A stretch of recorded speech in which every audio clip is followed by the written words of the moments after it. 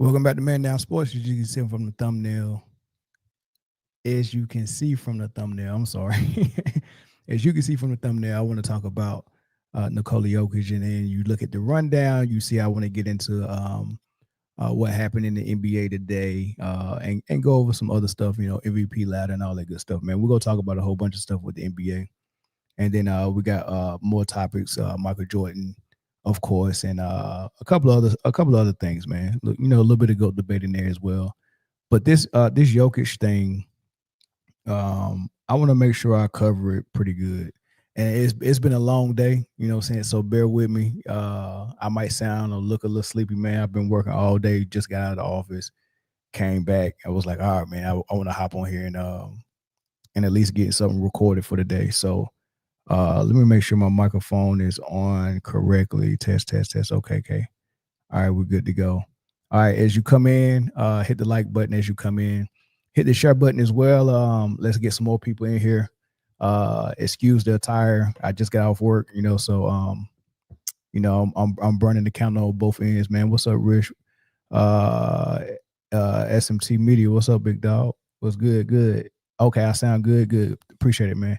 But yeah, I want to get into this, man, because the Jokic thing is heating up, y'all. They're really pushing him into the GOAT into the GOAT conversation, right?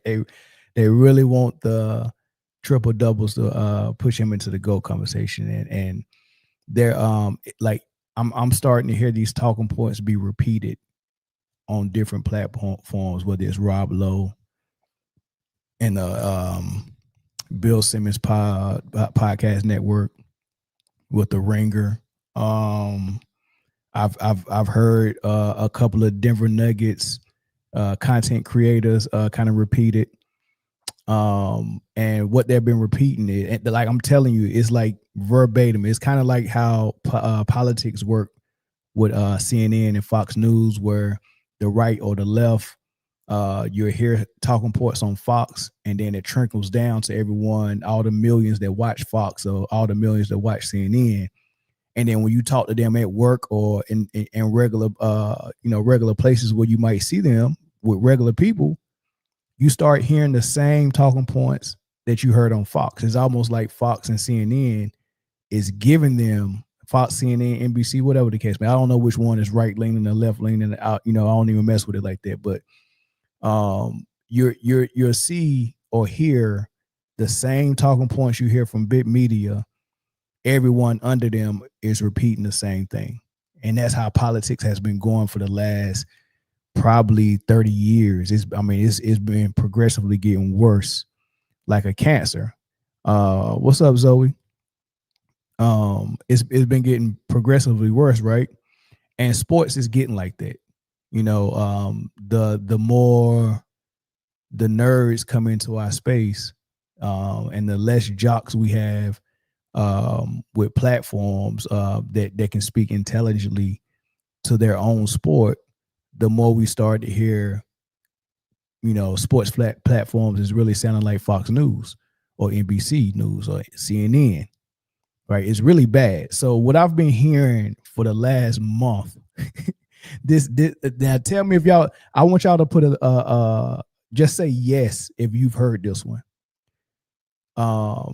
We know we can't put Jokic in the GOAT debate with one ring, but if he gets one more MVP and one more ring, he's in the GOAT debate.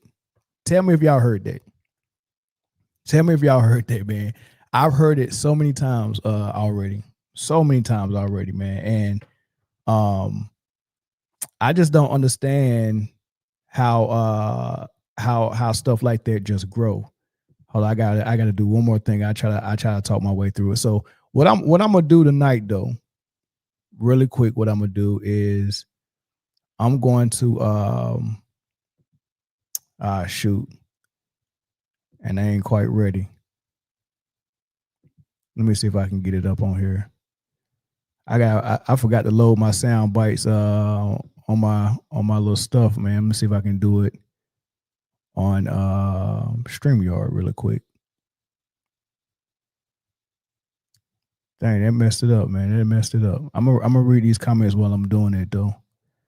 Let me see if I can get these sound bites.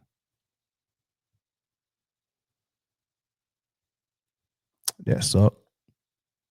All right, here we go. Sound. Let's see if I can get my sound bites on here. That changes things just a little bit, but we're still good to go.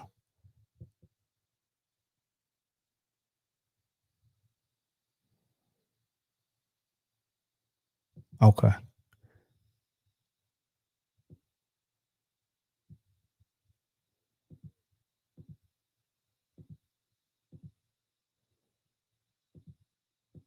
Give me 1 second. 1 second. I hate when I have to rush stuff.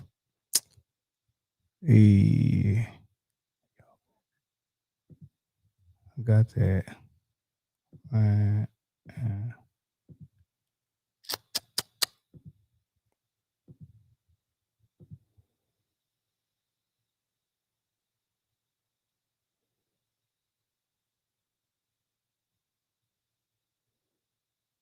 All right, there we go. We're good to go. We're good to go. All right, let me get to these comments really quick before I move on. Zoe said those GOAT conversations are asinine. You down bad? I cook you in the chat. Who down bad? Who cooking somebody in the chat? You know what? That's funny, man. You know what? You ain't got to cook me in the chat. I'm gonna open the phone lines up. I'm gonna give you a chance to call in and cook me. If you can do that, that's cool. I don't mind if you teaching me something and it's something that I'm missing. Hey, look, I'm not immune to having blind spots. So if I'm wrong about something, man, please feel free to call and let me know with no problems, right? So, but this is what I would say. I want to start with that I don't believe most of the stuff that I'm hearing about Jokic. I would say this though. I think he's very good. I think he's a great player. I think he's a great offensive player. I think he's a cerebral player. I think he's smart. I think he can pass very well. I love that he can pass. He can handle the ball. He can shoot. His post game is crazy. He got middle game as well. He throw runners like a guard. He got soft hand. He like offensively, the dude has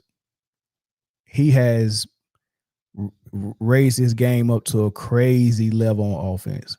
So what I value about Jokic is different from what other people value about him. I don't value his triple doubles. I don't value his stats. I don't value the fact that he averaged double-digit assists. Right? I've seen big men who can pass just as well as Jokic, who didn't average double-digit assists, but they didn't not average double-digit assists because they couldn't. They did it because they played in a system that had more balance, right? And I give the example of Vlade Divac and Chris Webber, both A+ passers as a big man. I won't say that they were better than like Jason Williams, like they played with Jason Williams on Sacramento. Jason Williams was obviously a better passer. However, Chris Webber was a excellent passer. For a big man, I say A+. I don't know why I would grade him on the scale with all the guards, but as a big man, A+. Vlade Divac as a big man, A+. Right? They pass just as well as some guards, but you got to think about how good these guards are, especially the ones that played point guard their entire life. Like their entire life from fifth grade through high school, through college to the pros. So when you get guys like Gary Payton, Mark Jackson, John Stockton, Mahmoud Abdul-Rauf, Mark Price, Nick Van Exel, you get these type of guys, Jason Williams, you get these type of guys. They've been passing for a very, very long time. I mean, they've been point guards for a very long time, right?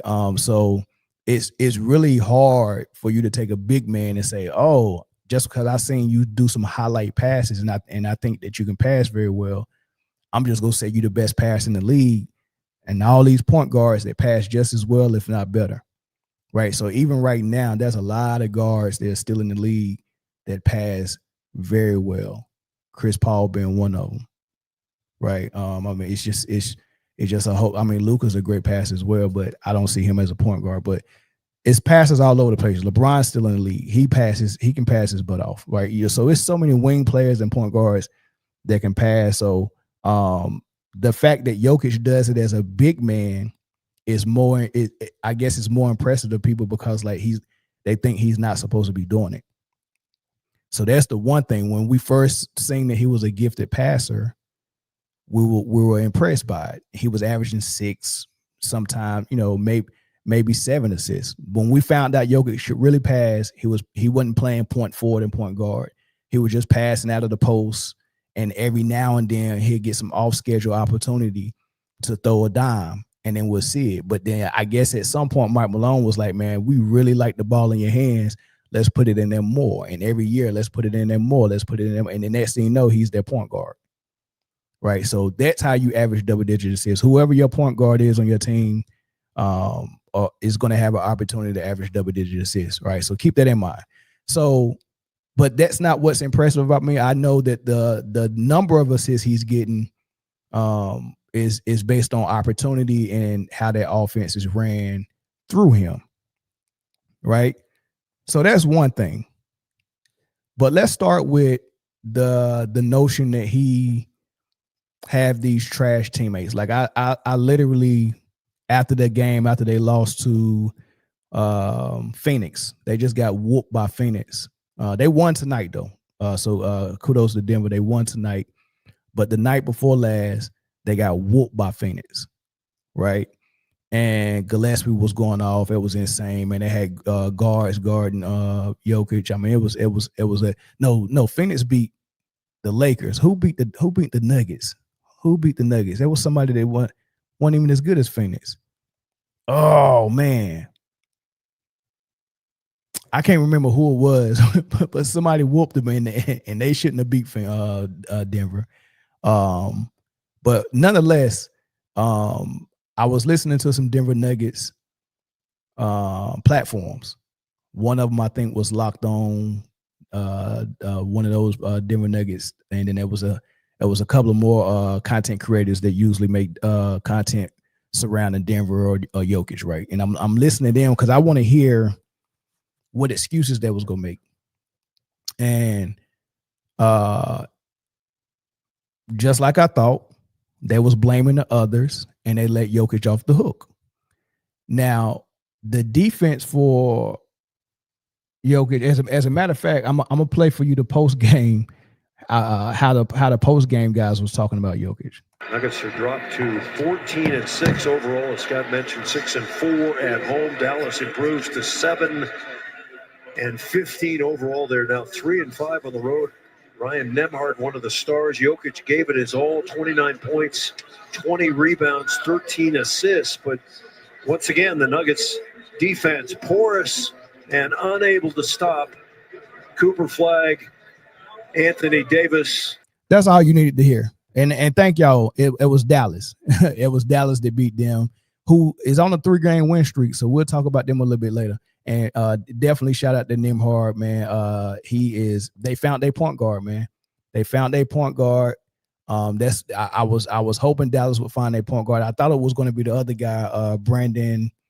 I can't remember the other guy, but he works out with Kyrie a lot, man. He real jerky, but he hasn't put it together yet. But Nembhard, man, even in the preseason, you saw flashes that he was going to be good.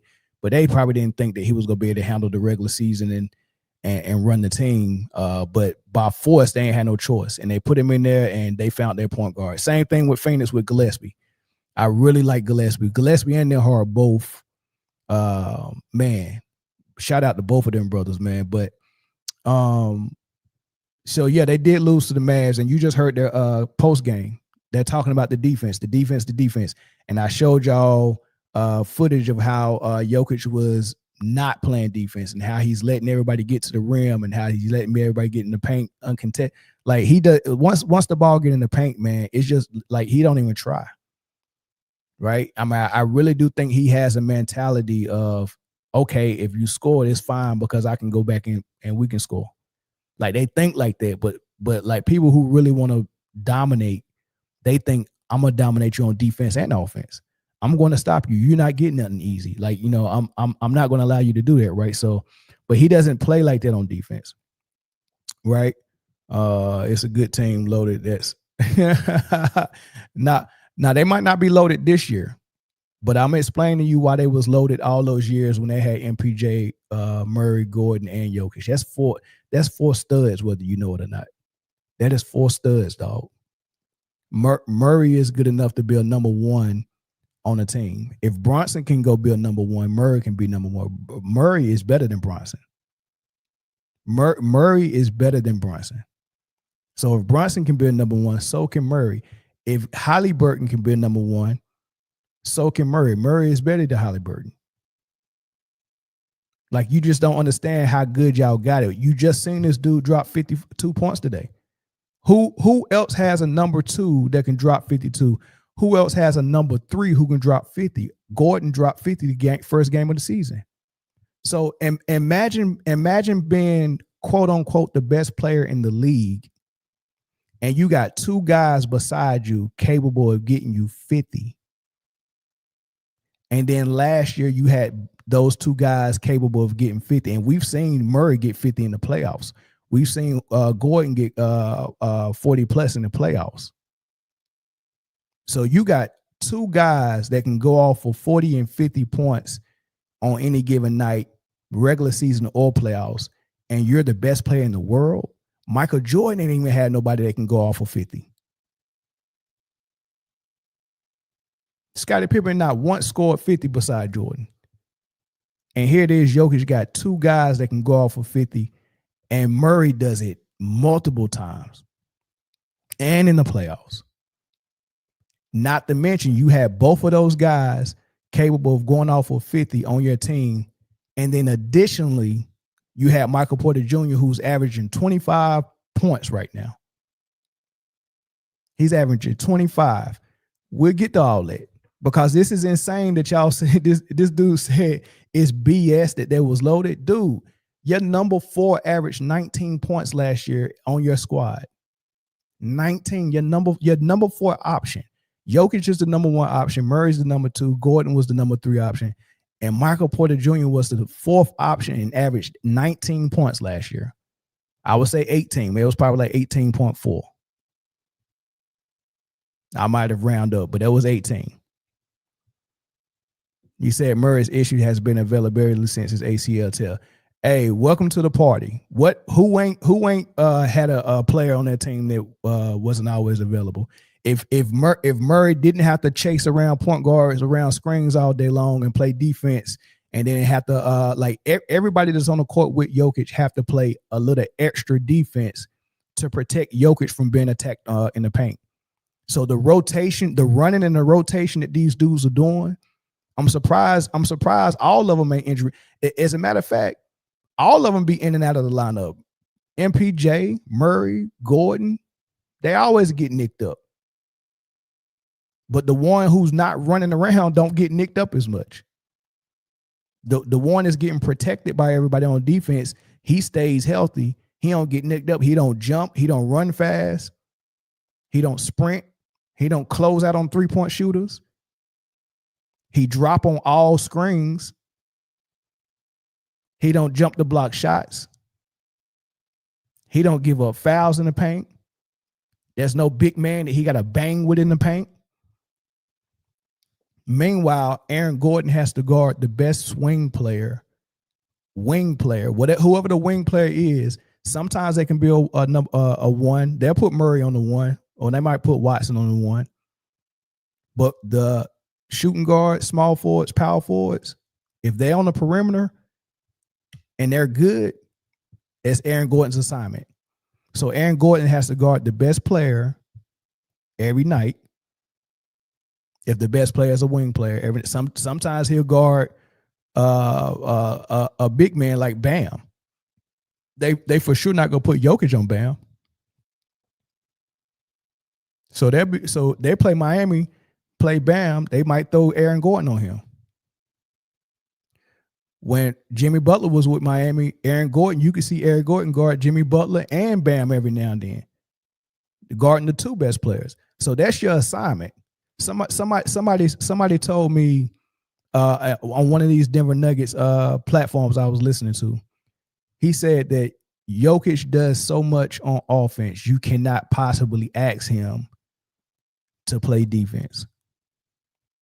When did this happen? I wish Bob Knight could hear that and be right beside the person who said it.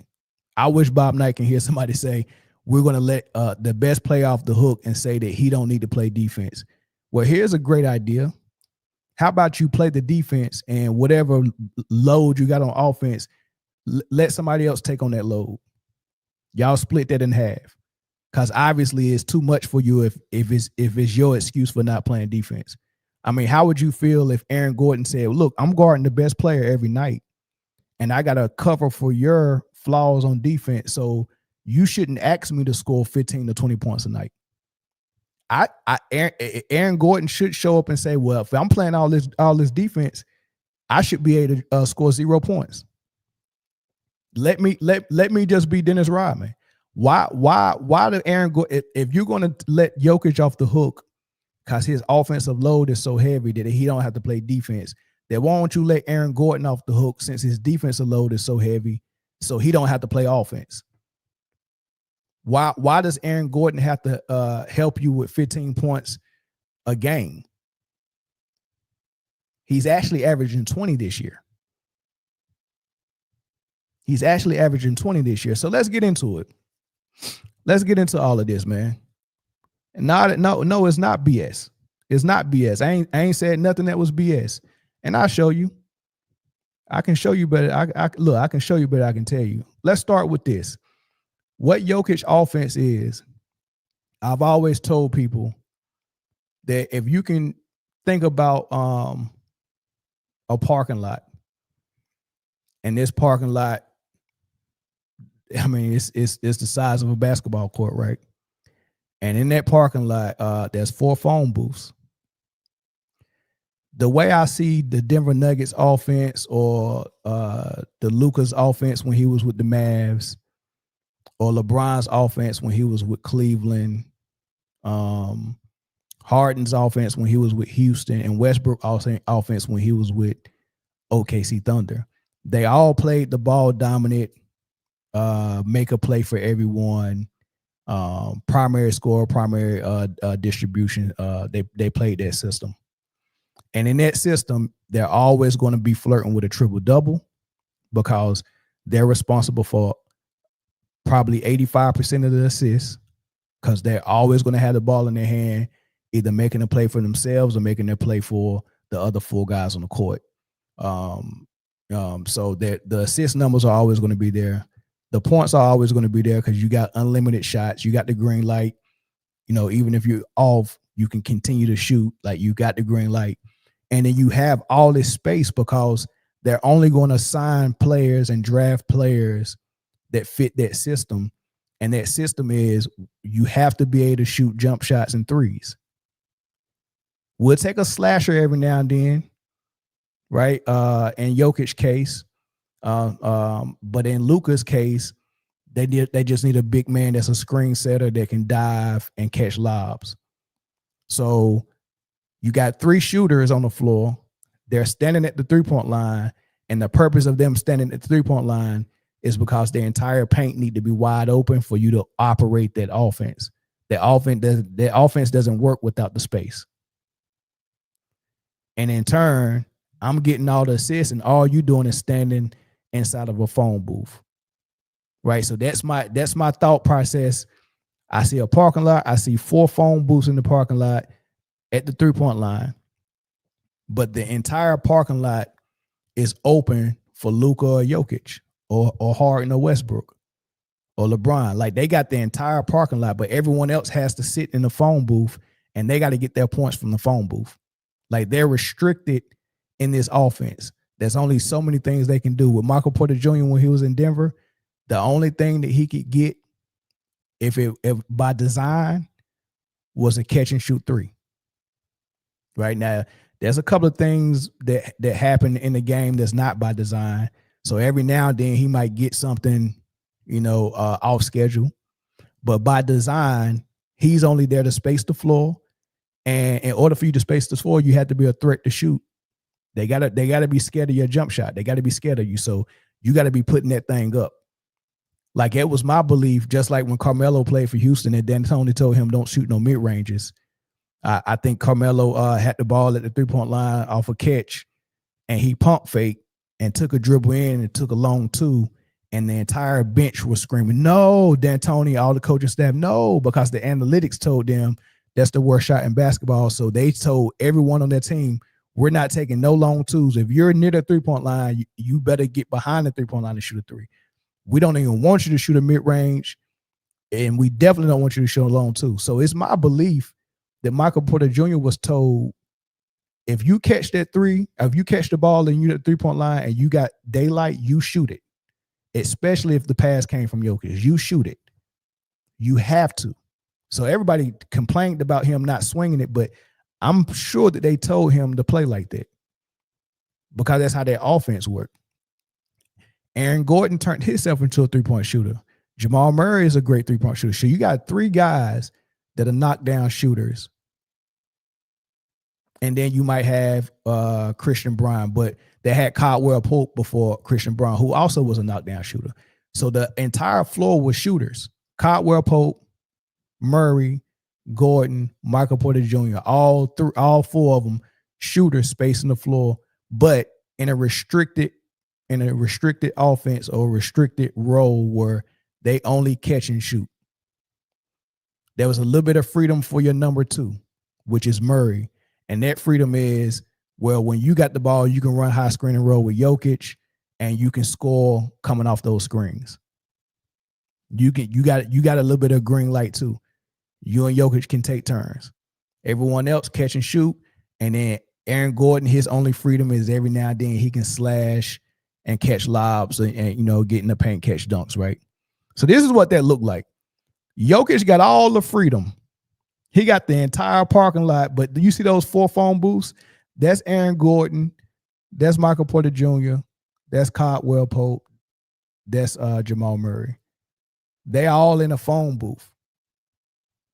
That's all the freedom they got, which is crazy because if you think about the really great players like Michael Jordan and Kobe, the triangle offense actually put them in a phone booth because Michael Jordan and Kobe, they can score from anywhere.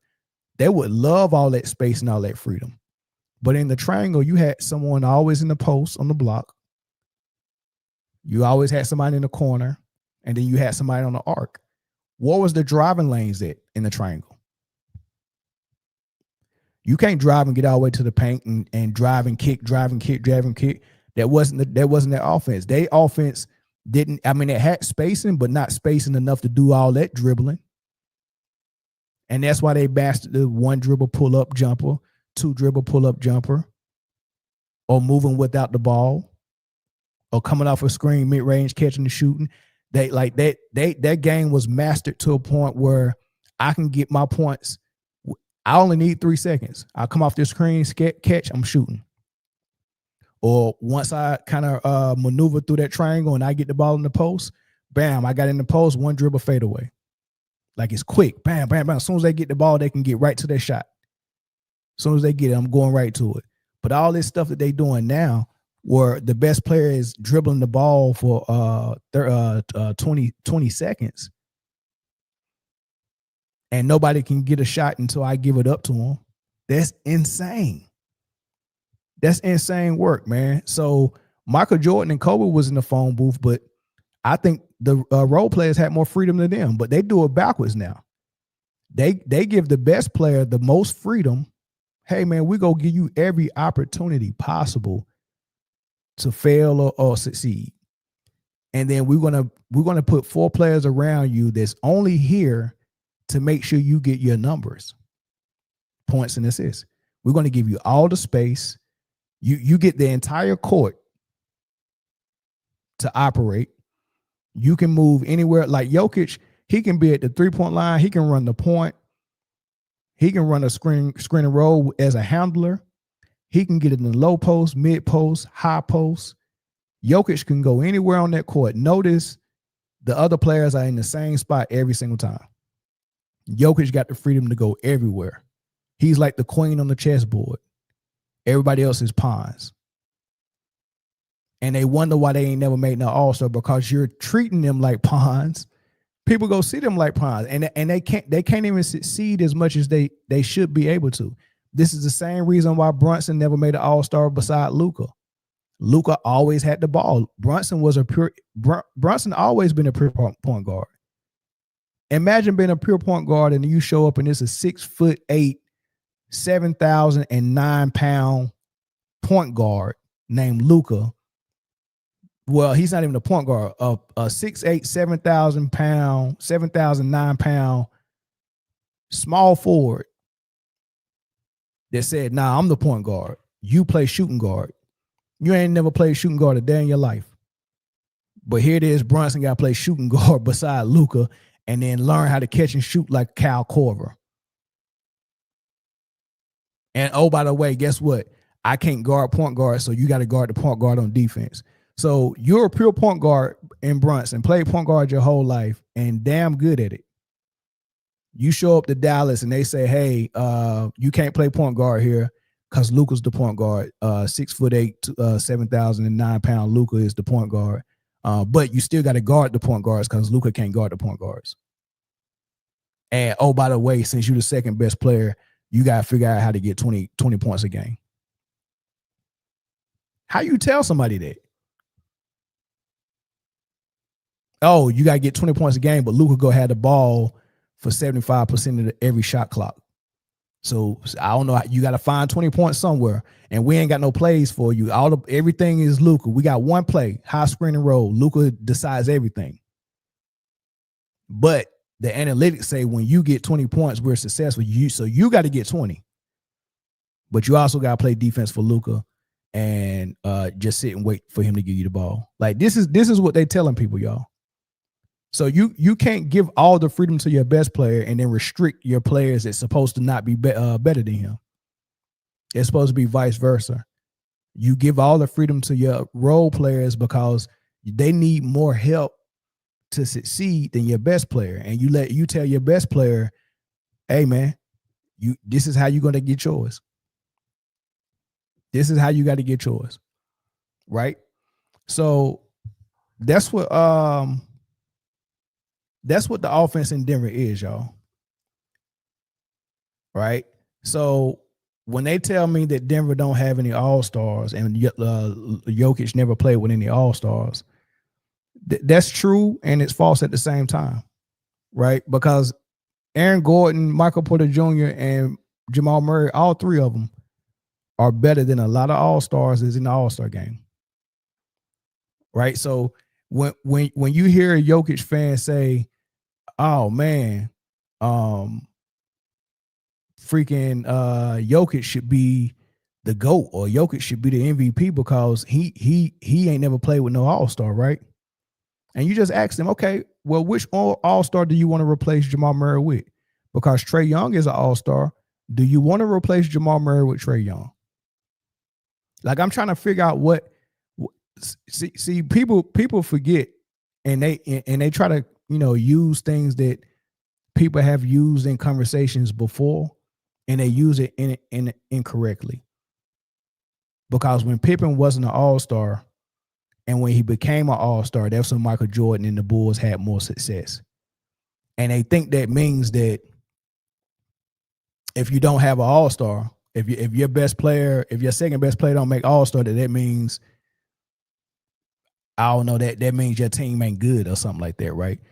This is what I say about that. Scottie Pippen showed up as a rookie. He was unpolished. He was raw, and he needed and he was kind of mentally weak, right? I think it's a lot of examples for that. And you can look at his minutes and his points per game, and you can see he wasn't quite ready to provide the help that the Bulls needed and that Michael Jordan needed for them to be successful. But once he started developing and getting very good, That's when the Bulls was off and running. The fact that Pippen made All-Star does, because when he made All-Star that year, the next year he didn't even make it. And they still won the championship. So he made All-Star, they won the championship. The next year he didn't even make All-Star. But Scottie Pippen was still ready. He didn't become ready, and then the next year he didn't make All-Star. He's not ready no more. So the All-Star isn't like making All-Star isn't the it's not what makes a player good or ready. Because there's a lot of politics behind All-Star as well. Like Rod Strickland was a damn good player, never made All-Star. He got snubbed every year. Every year he was doing better than a lot of people. I don't know why they kept snubbing Rod Strickland. But he's famous for getting snubbed in the All-Star game. Like it was always the talk on ESPN. Rod Strickland got snubbed again. Like look it up for real. So Scottie Pippen made All-Star, then the next year he didn't make it. He was still the same player. Right? So I say that to say this. There's something more to the Denver Nuggets All-Star level players not making All-Star. It's not that they're not good. It's not that they're not All-Star level. It's not that they're not better than some All-Stars that did make it. It's circumstances behind it. So you can't use the fact they never made All-Star as a feather in the cap for Jokic to say, well, that just shows you how good Jokic is because he's never played with an All-Star player. That's not what that means. Like right now, Aaron Gordon is hurt.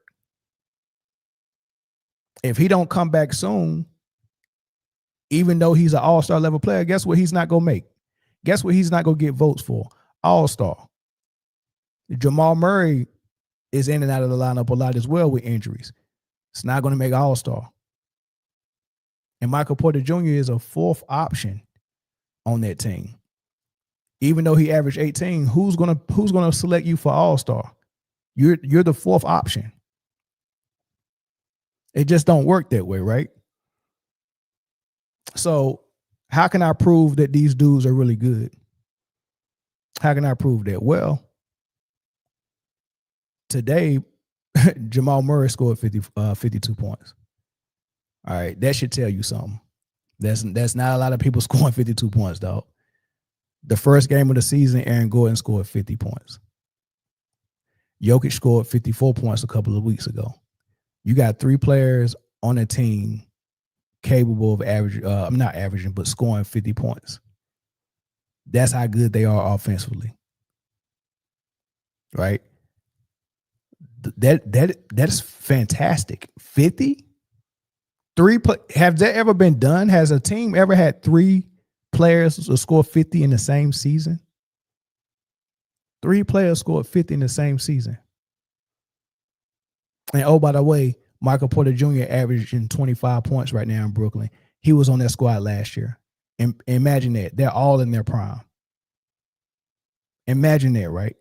That just goes to show you how good they are. And on top of Aaron Gordon have the capability to score 50, he's also a lockdown defender. But he ain't ever made no defensive team, I don't think.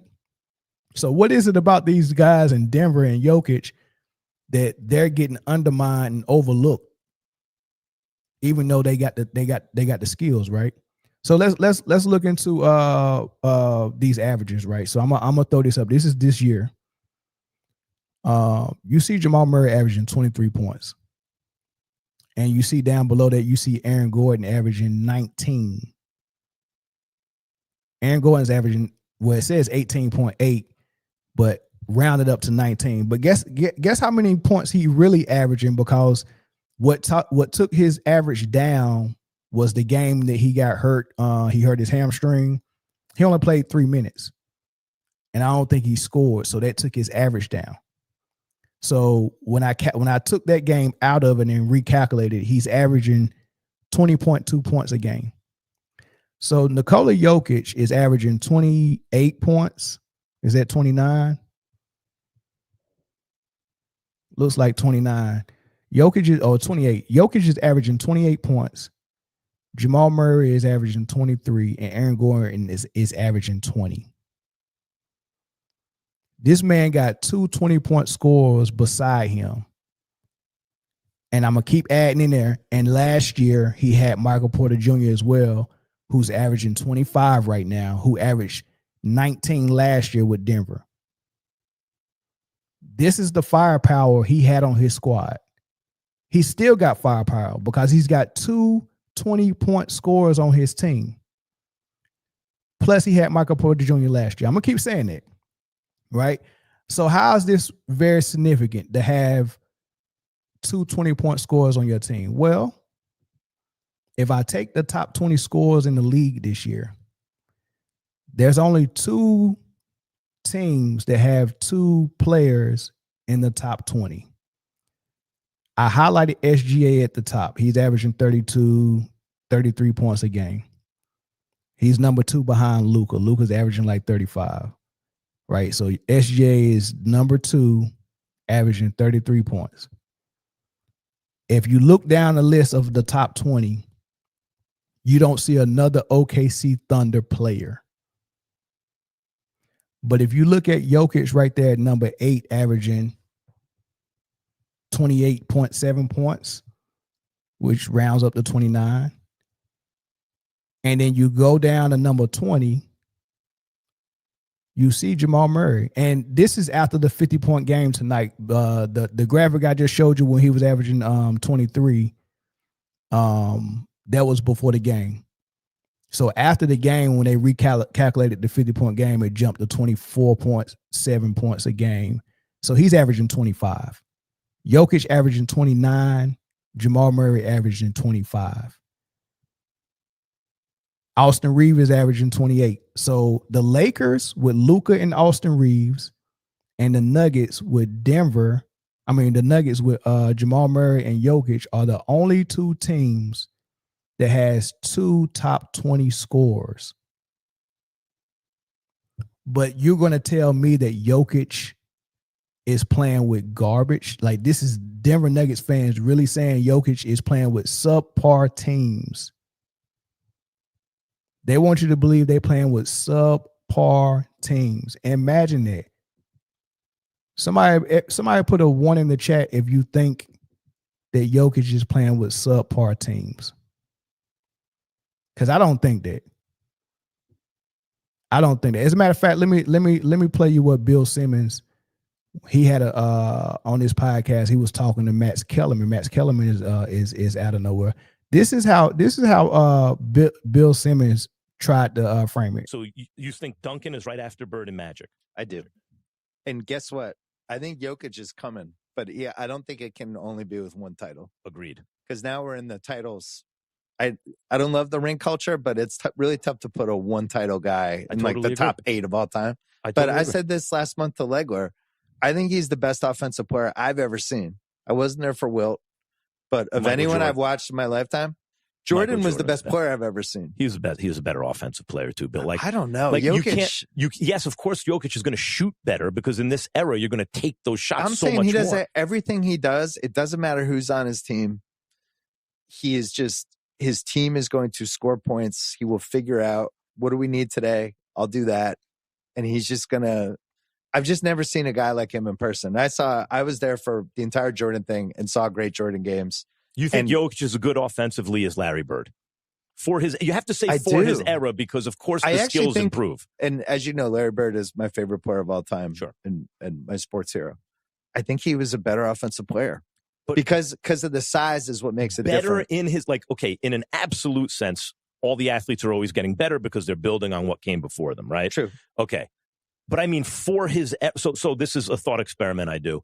In the one sport that's measured objectively, we know, track and field, the guys are getting better because better means faster, right? There's no debate. It's track and field and cars are the 2 things that work for this. Stopwatch. A 1963 Porsche versus a Porsche now. Exactly. You can't compare the cars. So the 10th best sprinter in the world today is much, much better than Jesse Owens. Yeah. But that's a ridiculous statement to make because they're 2 different eras. Who's the greater, right? This is the Bob Cousy argument. Look, Bill Simmons is insane. This man said he think he's the best offensive player ever, and Max tried to explain to him, "Hey, dog, Jordan, come on, dog. Jordan's a better offensive player than Jokic," and he's really trying to explain to him how Jokic is a better offensive player than Michael Jordan. How is that even possible, dog? Like, how is it even possible? Michael Jordan is so good that he can play the same level of defense with the same intensity and still give you the 35 points. From what I'm hearing, they have to ask Jokic not to play defense so he can provide what he need to provide offensively. And then the offense has to be designed in such a way where he needs all the space in the world. You get what I'm saying? Like the more restricted your offense makes you, it refines your skill set. Like, you know, if you're like, if I always get the example, if you're building something and you're a master builder, I don't care if you're a carpenter or whatever the case may be. When you really mastered your craft, you need just the right amount of material that it takes to get the job done. Right? Like imagine if someone tells me, hey, you know, it's going to take you this many 4x4, X amount of 4x4s, and X amount of wood to build this shed in your backyard. And I'll be like, okay, so I need, let's say the number is, I don't know, 15 4x4s. And I'll be like, you know what? Give me 16 of them just in case I make a mistake, right? You know, I just need 16. But a novice, someone who's really not as mastered, they might say, give me double the amount. Give me 30 of them because I might make a whole bunch of mistakes. So the more space and the more leeway that you need, it shows that you haven't mastered it to the point where you can do it with restriction. And the elementary style of offense that everyone is running that involves that everything needs to be spaced out, all that is doing is showing us how elementary your game is. You haven't graduated to the class that Michael and Kobe graduated to. Like they graduated to a class where I can get it in the triangle. The triangle ain't gonna have the same amount of space as a 5-man out, and I'm still giving you 35 with 2 dribbles and less than 5 seconds. I need 5 seconds, 2 dribbles, and I can get you a high percentage shot. Where all these other guys need 4 screens, 20 seconds, 15 dribbles, all the space, 4 shooters. They need all of that for their offense to be decent, right? But that's Bill Simmons saying that Jokic is a daggone better player than Larry Bird and a better offensive player than Michael Jordan. Insanity. All right, so I showed you 2 top 20 scores, a 25-point Jamal Murray and a 29-point Jokic on the same squad. I don't want to hear nobody say no more that Jokic don't have help. Because if you think about it, SGA does not have a 25-point score right now. And he's 21-1. His second best player missed 19 games this season. His second best player missed 19 games. So his second best player ended up being who his third best player actually is, which was Chet Holmgren.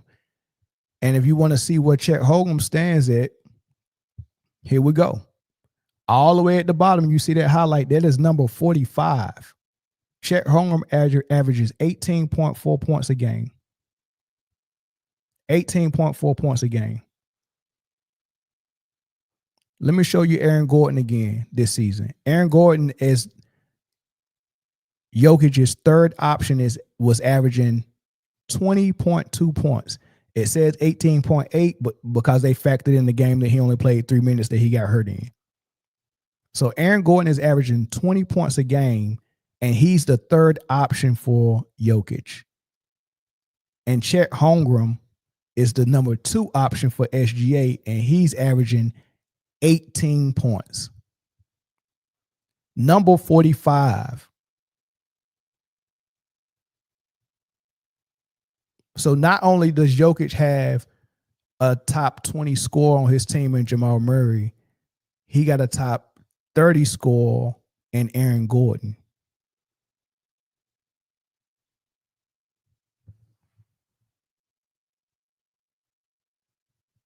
A top 30 score and a top 20 score on your squad.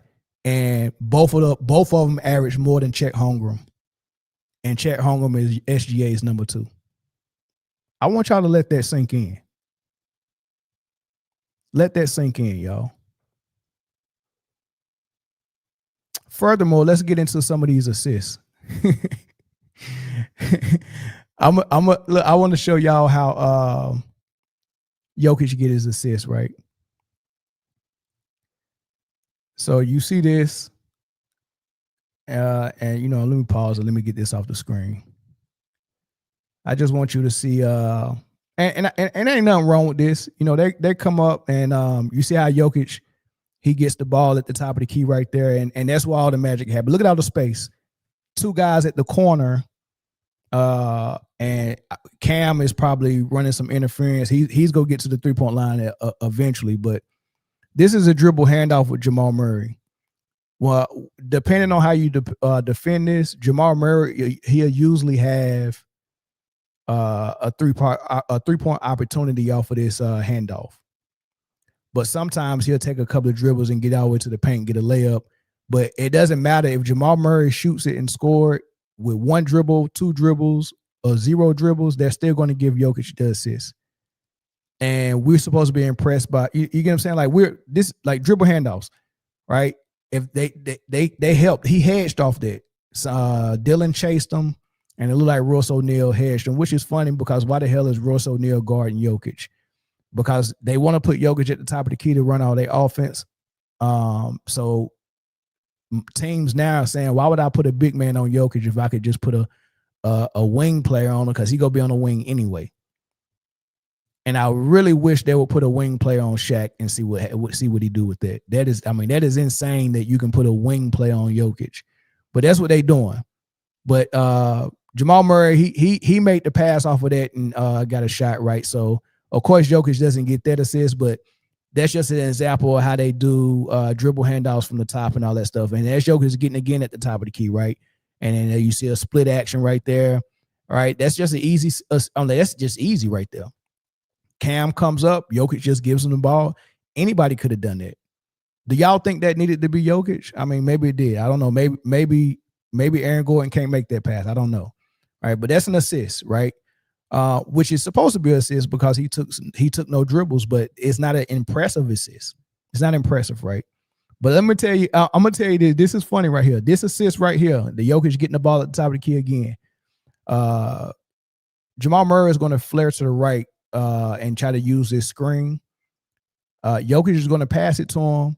I want y'all to see how many dribbles Jamal Murray takes, how many moves he make before he take the shot. And I don't have the volume up, but when Jamal Murray made this shot, the announcers was like, assist by Jokic, right? Look at this. Called it 1 dribble, 2 dribble, step back, and he made that. Did y'all know they counted that as an assist? Did y'all know they counted that as an assist? You want to know how I know? Because I was watching that game live and I heard the announcer say it was an assist. And I said, it can't be an assist. So I went right to my phone and I was like, man, let me look at the play-by-play, man. If they counted that as an assist, I'm done. And lo and behold, if you look at it, not at the time, 9:36, Jamal Murray makes a 27-foot three-pointer from the ring, assisted by Jokic, score 72-64. Let me go back to it and make sure this is the same play. Hold on.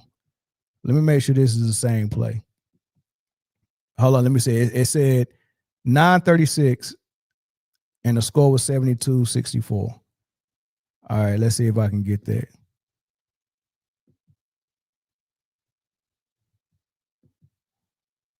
Let me see, what was the score again?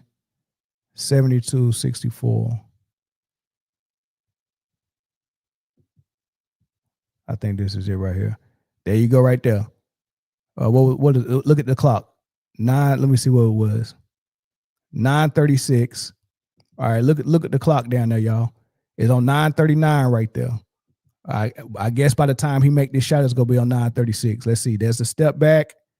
It goes in right at 9:36, and the score is 69 right now, but he hit a three, so that makes it 72. 72-64.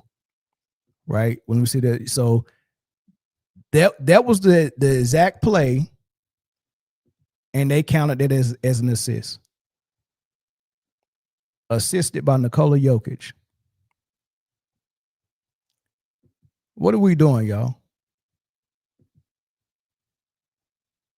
What are we doing? This is insane. Let me get to these comments, man. Assist will forever be the most useless stat. Oh my God, man. What else is it? What Zoe talking about, man? And that's horrible enough when we see how they worked it out last season. That's nasty work. Yeah, 100% nasty. Not gonna lie, the way assists being counted for these past couple of years has been atrocious. You're right, 100%. Like it's the dumbest thing in the world, man. And the crazy thing about it, we get an assist by somebody else being good at scoring. You get what I'm saying? Like if I drive to the hole and draw a double team, everything centers around scoring, right? Because when Jokic gets the ball, the reason why people are paying so much attention to him is because he's a great scorer. So what Jokic really is a great scorer. He's a great passer as well. But we should praise him for his scoring. That's what his team needs from him. He's the best player on the team. And he's the best scorer, probably. I mean, I would say he's the best scorer. So when we need points, I'm looking at Jokic. Hey, Jokic, it's a tight game. Do something. That's what I'm looking for. So his ability to score is what draws double teams and what gives him opportunities to pass it to open players, right? However, once he make that pass, it doesn't matter if you don't have Jamal Murray catching and shooting, and you got freaking Andre Miller. That's not going to work for Jokic. How many assists are you going to get if Andre Miller's your point guard, who was not a shooter at all? What Andre Miller was a good floor general, a good point guard. He defended well. He was hard-nosed. He was smart. He didn't turn the ball over. He took good shots. He didn't force up bad shots. He could post up. He was slow as molasses, and he could pass. And so he's going to need the ball in his hand in order for him to be effective. So if and I don't forgot his name already. I think it's Andre Miller. If Andre Miller was the point guard for the Nuggets, he would have the ball. Jokic would have it less. And then Jokic wouldn't be able to pass it to him for open threes because he's not going to take them because he can't shoot. So the assist that he gets is really more accredited to the person who's taking the shots. If I throw it to Jamal Murray, he can shoot the three. I would get an assist if he hit it. If I throw it to Michael Porter Jr., he can shoot the three. I get an assist. If I throw it to Caldwell Pope, he can shoot the three. I get an assist. If I throw it to Aaron Gordon, he can shoot the three. I get an assist. If I throw a lob 11 feet in the air and Aaron Gordon goes to go get it, it's 50% a good pass and 50% the ability of Aaron Gordon to go get a lob at 11 feet. Right? So you have to give credit to the person who scores the bucket, and we cannot continue to act like assists is more important than points. I just don't see that. I don't see it that way, right? So we've seen that this dude got dominant scores on his team. And we'll take this year out of the equation. We're just talking about last year because that's the year he had Michael Porter Jr., Jamal Murray, and Aaron Gordon. He had that loaded squad with them three on it. The fact that they didn't make all-stars is something wrong with the NBA and something wrong with the way Denver runs their offense. Because if you run an offense where all of your guys can't shine and only one guy shines, that's not good. It's not good for one guy to shine. You got an offense where everyone makes one guy look good. That's not good, right? So the team was loaded. Name me another team. Name me another MVP candidate, and we'll take Cade Cunningham candidate. We'll take Wembanyama. We'll take Giannis. We'll take Jokic, and we'll take SGA. That's 5 people. The Detroit Lions the Detroit Pistons do not have a top 20 scorer on their team. The Thunder don't have a top 20 scorer on their team other than SGA. Okay, so Cade and SGA, I stopped saying the name. So Cade don't have a top 20 scorer beside him. SGA don't have a top 20 scorer beside him. Giannis don't have a top 20 scorer beside him. Wemby is a different scenario because Fox just came back from injury. I think he's played about 5. No, he's played 12 games now already, I think. Right. However, the amount of games that Wemby and Fox have played together has probably been less than 4. Right. So he hasn't played alongside another top 20 scorer. But right now, De'Aaron Fox is averaging 25 points. So that's a little bit different. His name is not on this list because for some reason, the players that missed a certain amount of ball games, they don't show up on this stat list because who's not on there? Jalen Williams that just came back from injury, he's not on there, and neither is De'Aaron Fox. But De'Aaron Fox is averaging 25. So Wemby is a little bit different. Wemby got a 25-point score, but they haven't played together enough yet. They haven't played together. So what Wemby did while Fox was injured, he did that by himself without another top 20 scorer in the league. Right? But when you get to Jokic and you get to Luka, they both have a top 20 scorer beside them. So why does a team that has quote unquote the best player in the league, and some people say Luka is the 3rd best player in the league, how can players be that good and then have a co-star beside them average that many points and y'all lose more ball games than SGA who don't have that? And then also, y'all still asking for more help. Jokic fans still want him to get help. I got some help for your fat ass. Right? I got some help for you. So I can explain to you why they're struggling. It's because the defense is so bad. So you have to factor in the defensive end of the floor. You can't just keep pretending like offense is going to win you everything. Right? And it starts with your leader. Your team suck at defense because your leaders suck at defense. Especially Denver when your leader is a 7-foot center who ain't blocking no shots at the rim. I just seen Anthony Davis just change the game for the Nuggets. And I mean not the Nuggets, but Dallas tonight. And he only scored 17 points. But he pulled down 17 rebounds and had blocks all over the place. And even the shots he contested and he didn't block, I mean, he was creating misses all over. Like just his presence just changed everything. Nico was right. Defense is a big deal. And people see food when they see Jokic down low in the paint. They just drive down there and get him. So let's kind of kill this narrative about Jokic being the best player in the world right now. Because this is what I do know. When you're the best player in the world, it's always a stretch when you're in your prime where you have a team that's dominant. Because if you're the best player, it shouldn't be hard to find you help for your team to actually contend and then be dominant. And I think a team being good, a good playoff team, you can win 50 games. That's a good playoff team. How you know when you get into that elite level, when you're dominating as the best player, is once you pass that 60-game threshold. Win about 62 games, 63, 65 games. Now you talking. Now you speaking my language as the best player. And let's go through some of the the best players who are, and see, have they done that? This is the Cleveland Cavs. You look at the 08-09 season when LeBron started emerging as one of the best. This man won 66 games one year. I think that's the year he got his MVP. And then the next year he won 61 games.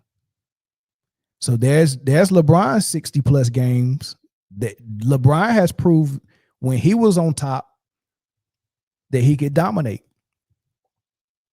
He proved that he can dominate, and he didn't have no Jamal Murray, Aaron Gordon, and Michael Porter Jr. on his team.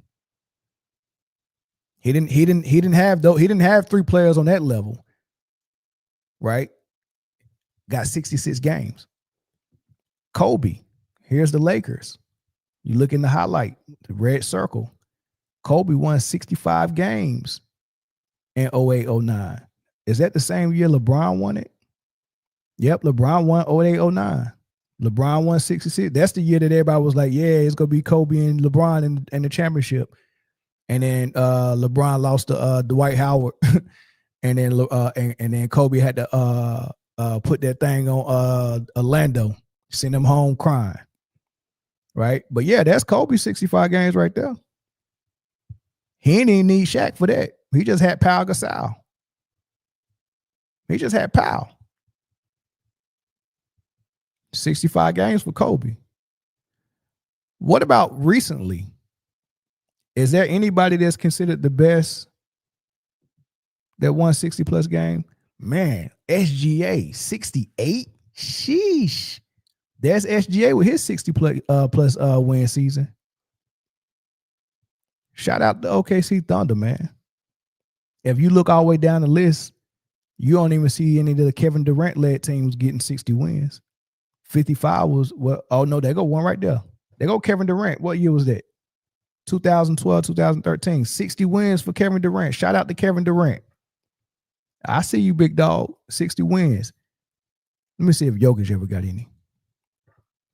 There's all Jokic right there. That's all his 57. I mean, he ain't quite broke the 60. And here's the thing too.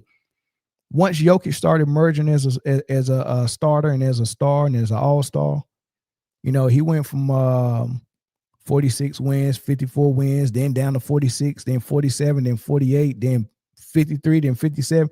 Can't get that elusive 60 plus win season though.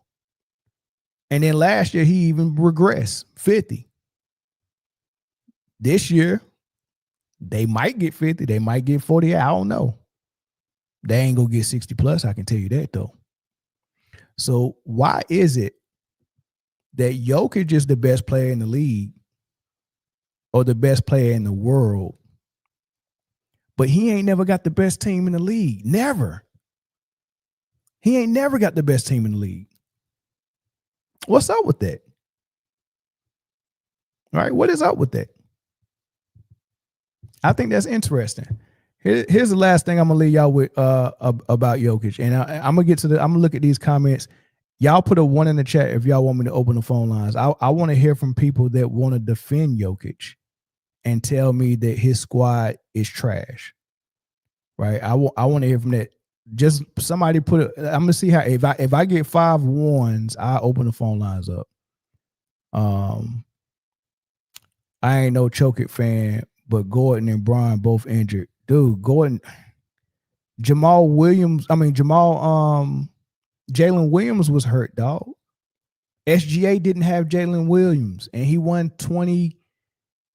Oh, I'm saying he won 18 games without him and lost 1. He was 18-1 without his second best player, dog. What are we saying? Gordon is not even the second best player. Jamal Murray is here. Why did he need Gordon too? Why he just can't get it done with Jamal Murray? SGA got it done with Chet. SGA lost his second best player. Jokic lost his third best player. Explain that to me, Sammy. You got to call in, dog. Horrible hoops. All Luka and Reeves do is foul bait. Sloop, my man, we out here. Yeah, for sure. Zoe and D Wade should have taken that. We had to team up to stop Kobe. Nah, that's for real. That's for real. Let me see. We'll see what y'all talking about. So Steph was the best player in the league. Yeah, I mean, and I didn't even mention Steph. Steph got 70 wins. Jordan got 70 wins, several 60 wins, but he got several 60-win seasons, but he got a 70-win season, 70+ win season. So does Steph. Right. So yeah, when you're the best player, dude, you got to do more. Let me pull this back up. Let me show y'all this Denver stuff, because y'all don't quite understand this right here. Y'all don't quite understand. This dude's never got 60 wins or 60+. Look down at the year 2012, 2013. They got 57 wins that year, and that was led by Kenneth Faried. Kenneth Faried got Denver 57 wins. And then if you go down even further, you see the year Chauncey Billups was there with Melo, and they lost to the Western Conference Finals to the Lakers. That was the 08-09 season, the same season that Kobe had 65 wins and LeBron had 66 wins. Melo had 54. So I'm looking at Denver, Melo and Chauncey Billups and Kenyon Martin. That was the top 3 players. And then you can say J.R. Smith was number 4. Or no, maybe it's Nene. I don't know. I think Nene was okay. So it was Nene, Billups, and Carmelo. That was the 3, right? So Nene, Billups, and Melo can get you 54. Kenneth Faried and whoever he had on this team, Paul Mill, I don't know who was on the squad with him.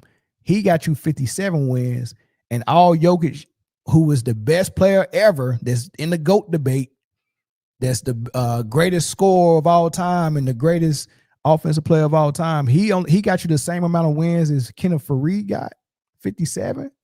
Where's my 65-win season, Jokic? You the best player.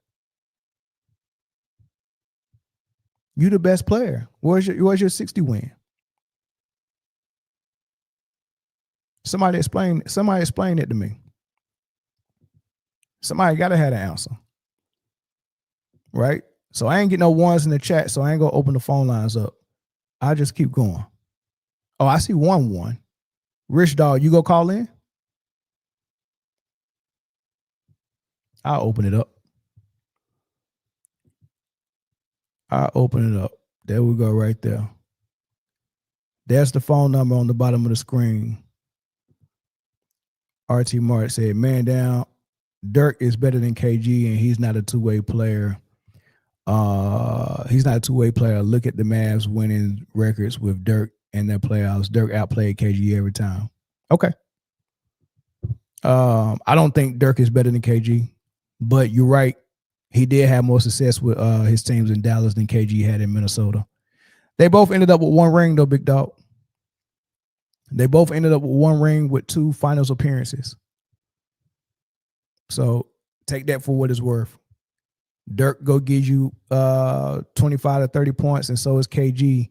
The only difference is KG go give you blocks, shut down defense, and all of that other stuff. He go give you some extra, right? So I'm not gonna say Dirk better than KG. It's close though, but as a matter of fact, when I do my all-time greatest list and my rankings, I do put Dirk slightly above KG, but it's like just raw. Who's the better player? KG's the better player, dog.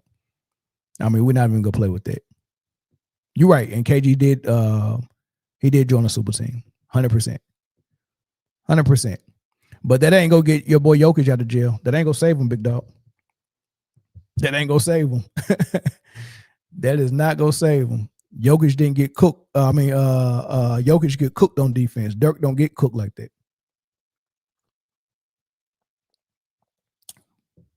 But the phone line is open, y'all.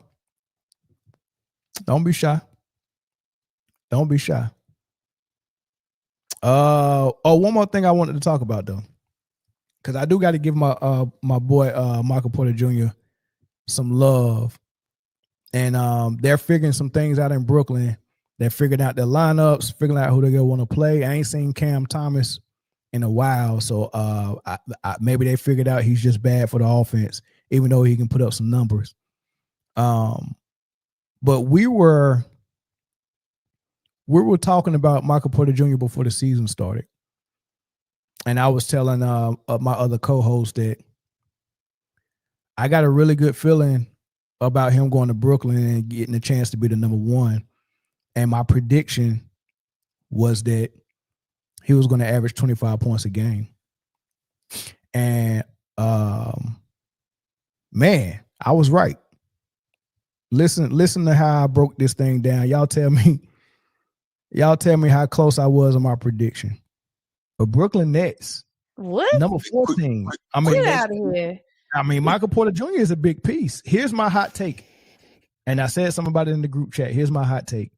As much as I like Banchero, and I know he averaged 26 points last year, Michael Porter Jr. as the number 4 option for Denver averaged about 19. As the number 1 option in Brooklyn, I'm looking for him to average about 25, 26 next season. And I think he's going to average more than Banchero in that Eastern Conference. That's my hot take. I don't know if they're going to win games, but he's going to put up some points. That's interesting. Yeah, that's hotter than someone's breath. Well, we're going to see for sure what Michael Porter Jr. do now. Nobody believes in Michael Porter Jr. more than you and his mom. So you don't think a dude that has to watch Jokic take 25 shots, watch Jamal Murray take 20 shots, watch Aaron Gordon take about 15 shots, and he get about 12 a game, but average 19. You don't think that dude can average more than 19 in Brooklyn? Did you see him in the playoffs? Were we watching the same games? He tore his shoulder up, man. You didn't know he was hurt? He reminds me of like a guy who plays in a Catholic high school league. That's what MPJ reminds me of, like how he plays. Ain't no like way. he just. I promise you, it's the system. He moves good off the ball. I like how he moves off the ball. You see what I'm saying? I like that. I feel like Cameron Johnson's better than Michael Porter Jr. Ain't no way. That's why I feel like we're about to find out. Watch what he do in Denver. They're either going to stay the same, which they didn't do that well, or they're going to be worse. They ain't never had a Michael Porter Jr. They ain't never had a 6'11" guard, 6'11" wing player that shoots it just as good as Klay Thompson. I think he'll be all right, but I don't think he's going to take them nowhere. Nah, I ain't say he was gonna take them somewhere. I didn't say the hot take was they going to the second round of the playoffs. The hot take is he's gonna average more than Banchero, which is what, 23. So he's averaging, or 25. How much did he? You think he's gonna average at least 25 points a game? 25. I think he'll average 25 next season. Okay. All right, I was right. Let's see what he's averaging. Let's see what this man is averaging this season. There you go. 25, 26 season is down on the bottom, highlighted. And he's averaging 24.9. As a matter of fact, this is before, because he played tonight, he scored 33. So this is before that game. So when you recalculate it, he's averaging, it's right on 25 right now. I think it's 25.5. Because if here you go right here, here's the calculator. So he is averaging. If you look at the bottom of October, they got this broken down by months. So when the season first started, he was for the whole month of October, which was 1, 2, 3, 4, 5 games, he averaged 21 points. That was him trying to figure out his role and count. I remember one game, Cam Thomas went off, and in one game, Michael Porter went off. It was like they were trying to figure out some stuff. Then they pulled Cam Thomas out of the daggone lineup. And then Michael Porter Jr. just been cooking ever since. So the next month of November, it jumped up from 21 to 25.5 points a game, right? And then so far in December, this man is averaging 35 points in 2 games with 2 wins. So now he's putting the points up and he's learning how to turn it into wins. So this just goes back to all of this was on Denver Nuggets team wrapped inside of a 4th option, right? And when you look at how good Kevin Love was in Minnesota and how good Chris Bosh was in Toronto, and to have LeBron have Wade as a number 2, which is all you need with role players, But the fact that he was able to get Chris Bosh, who's a number 1, to come and play his number 3 role, and then he did it again and had Kevin Love come in and play his number 3 role. These are two guys that was number 1s for their franchise that decided to come down and play number 3 behind LeBron Wade and LeBron Kyrie Irving. That is insane work to have a guy that good as your number 3. And I'm sitting here telling you that Jokic got a guy that good that played his number 4. He's got a guy that good that played his number 4 option. A guy on that can score on the level of Kevin Love or Chris Bosh played the number 4 role for Jokic. That's how stacked Denver Nuggets was. You got Aaron Gordon, who can give you 50. He's giving you 50 already this season. You got Jamal Murray, who can give you 50. He gave you 52 tonight. That's the scoring you got on top of you had Michael Porter Jr. with it. Denver was stacked. There's no doubt about it. And I told them, I said, listen, this is how people talk about Michael Porter Jr. This is the comment section of the video I just played y'all when I predicted that he was going to average 25. This guy came in my comment section and said, Michael Porter Jr. cannot create his own shot. This is how illiterate and dumb the people that watch NBA basketball is now, because someone has told them this. And then you see my comment below, I highlighted, I said, everyone that played as a role player for Jokic, Harden, Westbrook, or Luka have been falsely labeled as a guy that can't create their own shot. You're not watching enough basketball if you're fooled by that. Example, Jalen Brunson. How could you watch Michael Porter Jr. and say he can't create his own shot? That lets me know that you're not watching the games. It's not that he can't create his own shot. It was that in that offense, you're not allowed to. Every shot is created off Jokic. And it makes your players look worse than what they are. That's why Kevin Love was having a hard time when he played with the Cavs. And LeBron James went to IG and said, fit in or fit out. That's why Chris Bosh said that the hardest thing for him to do was to go and play the number 3 role in Miami. That's hard for you to have so much talent and you can't use it because you're playing in the offense that only uses one guy's talent, and occasionally the number 2 guy can use all of his talent. That's the offense they was playing in. And this dude don't know what he's talking about. This man said he can't create his own shot. He said if he is the focus of the defense, he can't do jack.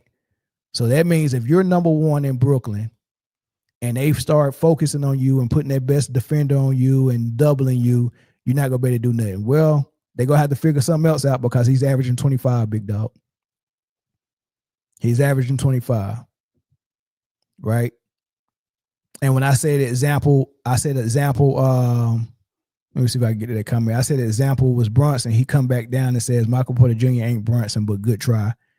If Michael Porter Jr. averages at least 23 on good shooting, then I'll come back and say you was right. Till then, okay. Well, I'll be looking for him because he's averaging 25, big dog. He's averaging 35 for the month, right? But I think that's all. I'm gonna leave it there. Let me get to some of these comments. Zoe said, "Oh my God, what you talking about, Zoe? Nobody care about his empty stats." Okay. Hey, it's okay if it's empty. This is his first year being a number 1, right? Let him learn how to win. He got to learn how to win by himself as a number 1. It ain't gonna happen overnight. It ain't gonna happen overnight. Porter Jr. one of the worst defenders in the league. No, that would be Jokic, sir. That would be Jokic. You aren't paying attention to what he's saying. He bringing up Michael Porter Jr. offensive numbers to explain the offensive firepower Jokic had. He's not talking about MPJ's legacy. Who talking about legacy over here? Who is talking about legacy? He said, ain't no way you trying to tell me a guy who averaged 10 points on 25% shooting versus the Wolves in 2024 is better than Chris Bosh. You talking about somebody that had a torn shoulder? You gotta know what you're talking about, dog. He wasn't even supposed to be playing. He couldn't lift his right arm. Did you not see that? They said Michael Porter Jr. can't lift his right arm, and somehow he was trying to lift it to shoot. It was very hard. He was trying. Insane. He said, Aldo said, I don't care about defenses or winning. Not when I'm talking about a guy averaging 25. The only thing I was talking about with Michael Porter Jr. is he's going to show you how well he can score. And the point I'm trying to make is this is the firepower that he had in Denver. I'm talking about Jokic. Jokic has if you see the thumbnail and read the title, it says he played with loaded teams. I'm showing you how many scorers he had on his team. He's got one that can go for 50. He's got two that can go for 50. And he's got one that can average 25 a game. I mean, Murray's averaging 25 a game. He had a lot of firepower, more than most. It's a lie that Jokic don't have a good team. It's a lie he don't have good teammates. It's a lie that he's playing with bums. All of that is a lie. I'm showing you that. So no, this is not the conversation to have about how many games somebody is winning and who's playing defense. I'm showing you how well his offensive firepower was with these three guys that was on his team. I don't see a lot of people that even got that.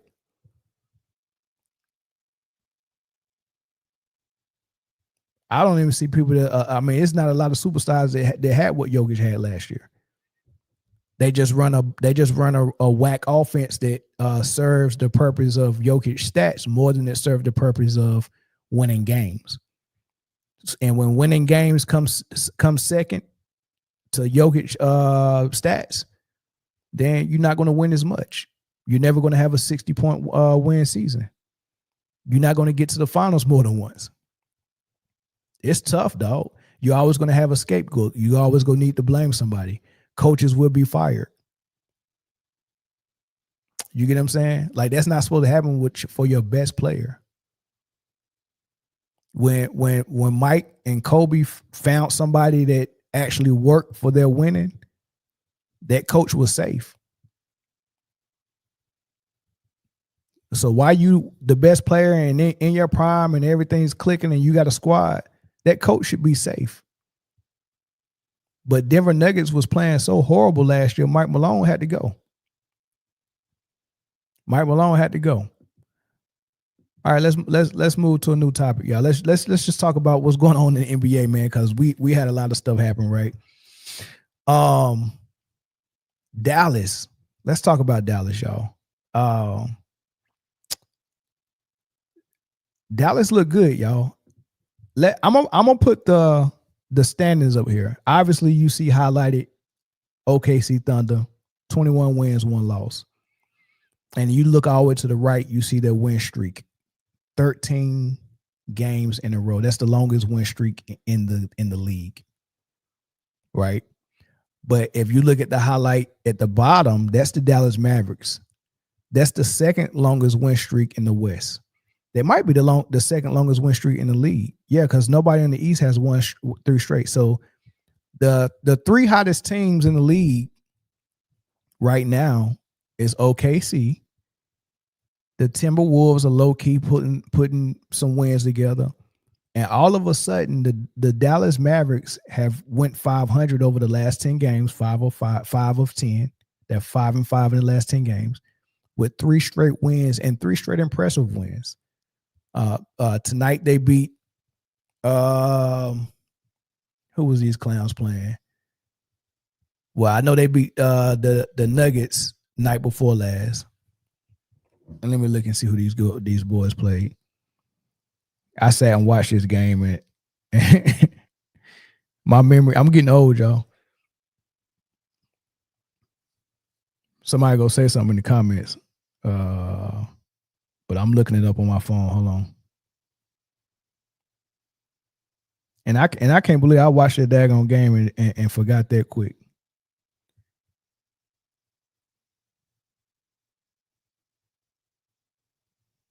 Okay, they beat the Heat, and the Heat been playing pretty good too. So that's a formidable team they beat, and that was convincing. I mean, they made it a little interesting at the end, but man, y'all should have seen the stops Anthony Davis was getting. Man, I hope they stay healthy.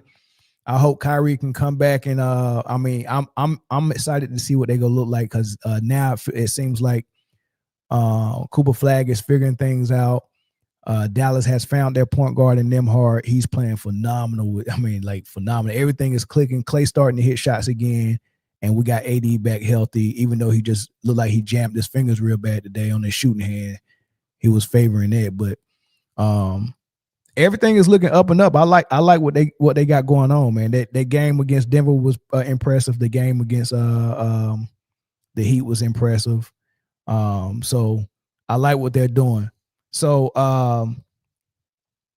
I really think they fired Nico Harrison a little bit too early, but they kind of didn't have a choice because the fan was calling for it. But I think if they would have waited a little while, and like right now they're on a 3-game win streak, Anthony Davis is back healthy, I think now things would have quieted down. It got loud about firing Nico because they was losing, and they was losing because AD got hurt early, and Cooper Flag was an 18-year-old rookie trying to figure things out, and Jason Kidd threw him at the point guard spot, messed a lot of things up.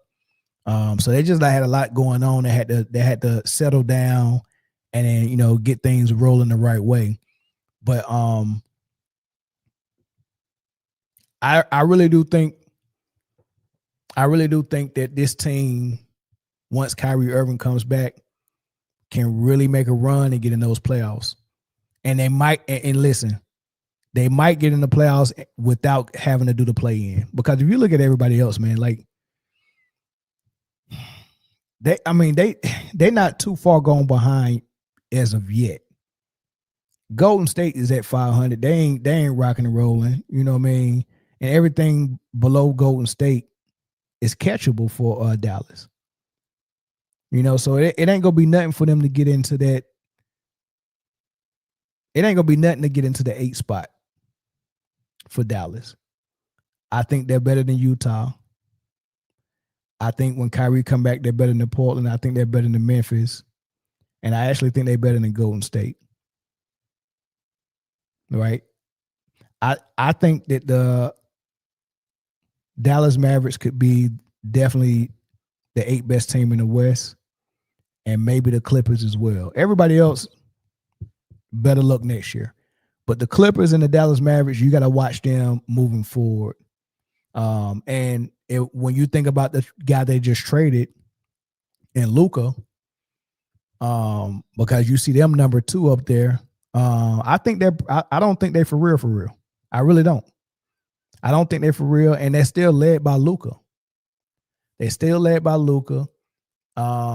He still until I see him figure out how to get past all of that physicality and full court press and them hounding him in the playoffs. Like after I seen what happened with what Boston did to him, and then I think who did they play last year in the playoffs that did it to him again? It might have been Minnesota, I'm not sure, but once I seen that, I was like, man, nah, dog. He got to show me something different, man.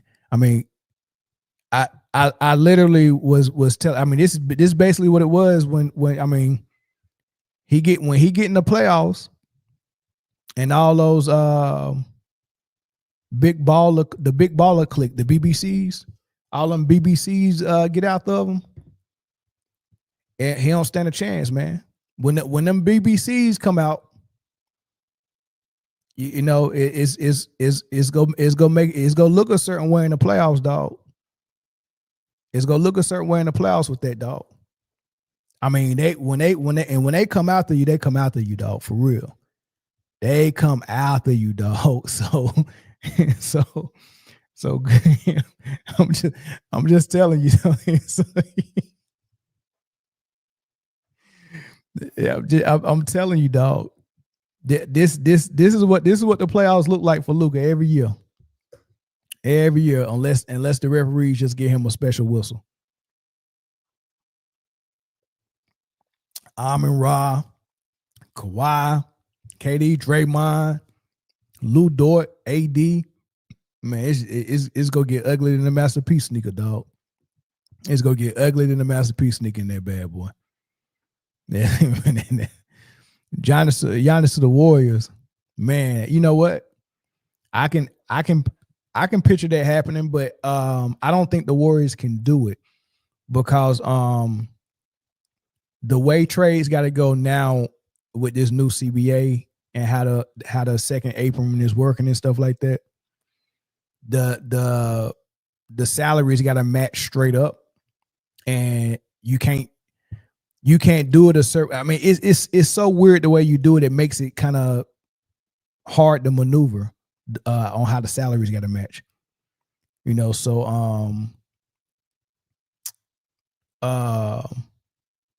I don't think Warriors is one of the teams that can get Giannis. They probably would want to, but I don't know if they can.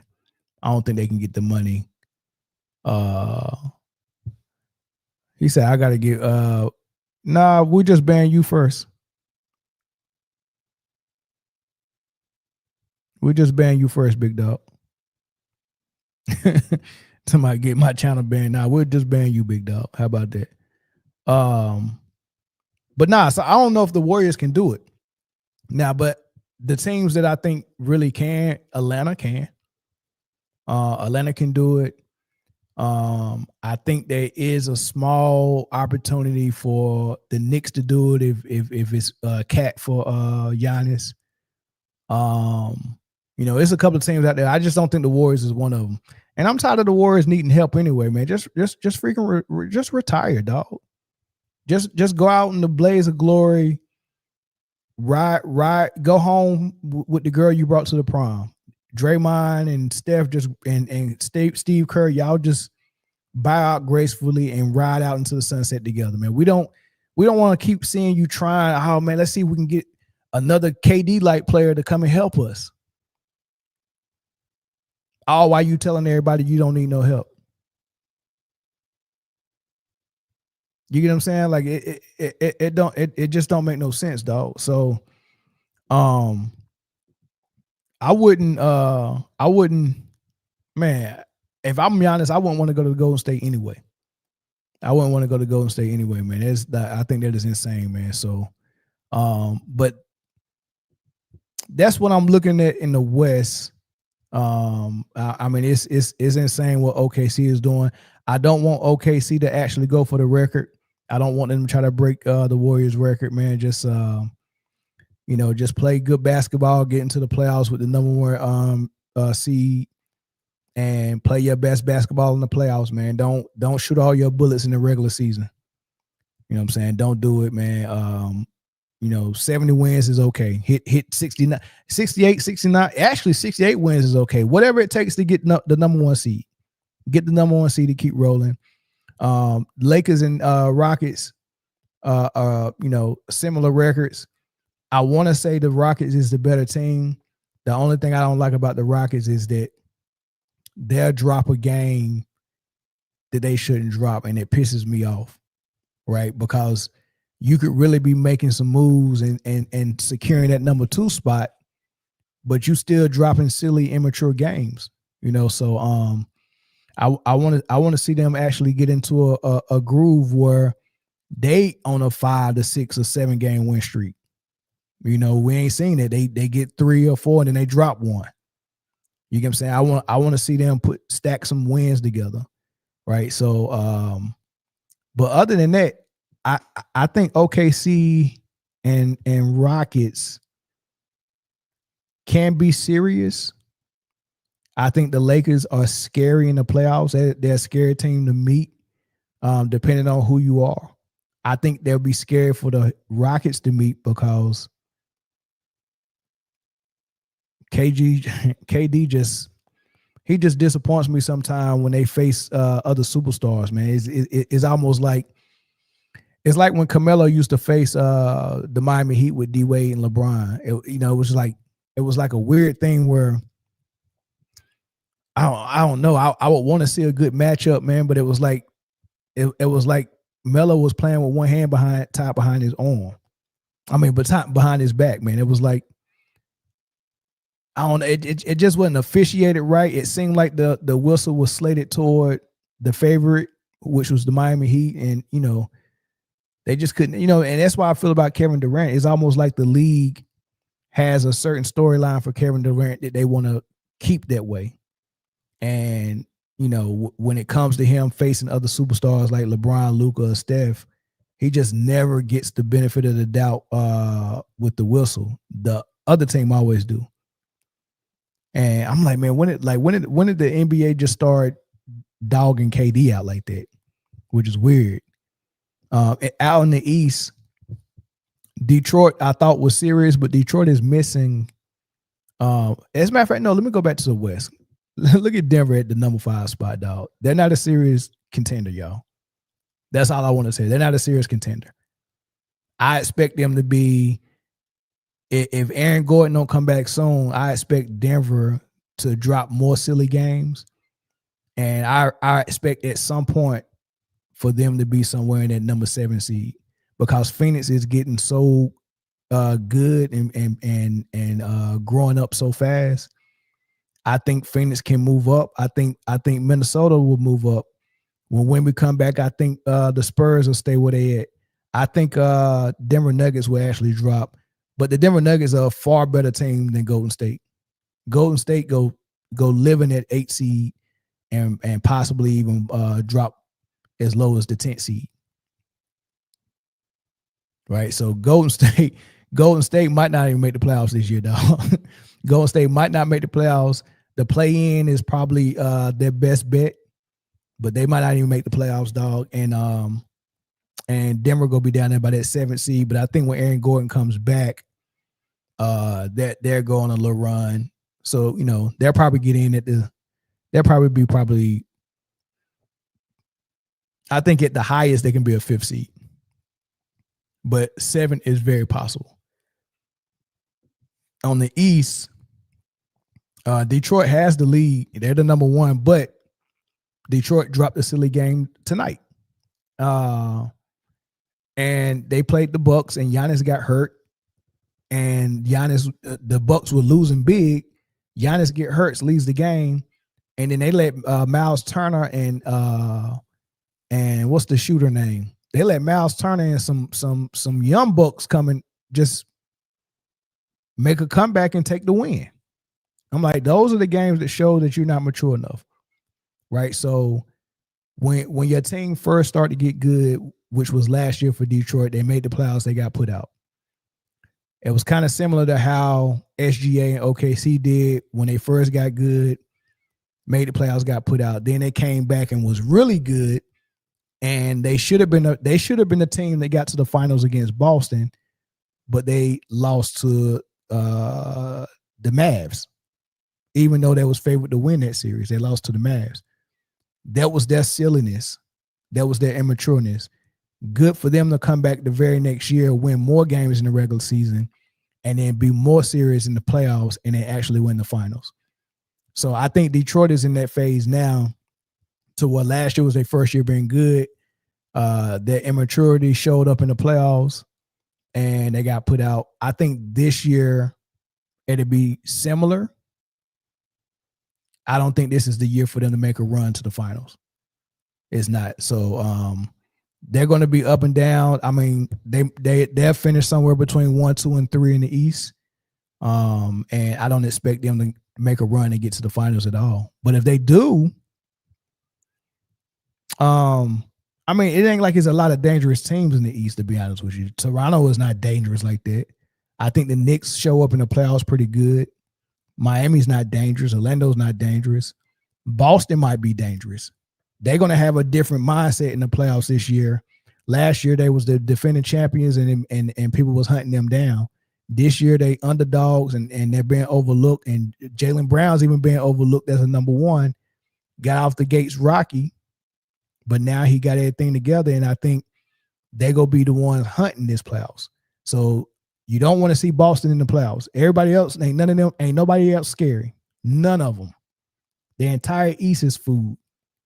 I think Boston and Detroit, the only teams that's go put some fear in some people's heart in the playoffs. But Detroit is missing the number 2 scorer. They need another guy. Like Cade need a Jaylen Brown beside him. He don't have one. He got Tobias Harris and Ivy. And Durant is good, but Durant that's not your number 2. Not at all. That is not your number 2. Number 2s are like Jalen Williams that can go get a bucket when they really putting the clamps on your number 1. Durant is not that guy. You got to help him get a bucket if you can, or he got to get off the rebound. You get what I'm saying? So the East is wild. He said Pistons will go to the Eastern Conference Final. Yeah, you might be right.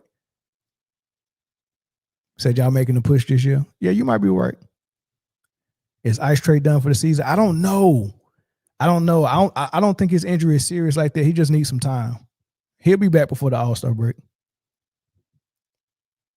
Yeah, Zoe, the Bucks looking bad, dog. Our bench has gotten better since last playoffs. Watch Anthony Black and De Silva, Mel Orlando on the way. I like Orlando, man, but where's Ben Carroll? Hurt again, averaging 21 points. My prediction was right. Michael Porter Jr. was going to get in the East, and because in the East, Ben Carroll was the new monster that was rising. Like, cause you think about who's dominating the East right now. It ain't Brunson. It ain't freaking like Maxey is on a tear in the East. Embiid is not himself no more, so you can't say Embiid is running the East. Giannis keep getting hurt. He ain't running the East. It's supposed to be Embiid and Giannis's conference. Injuries is messing them up right now. So who's the next guy? I thought Ben Carroll was going to be the next guy that was going to take over. And he took a step back this season.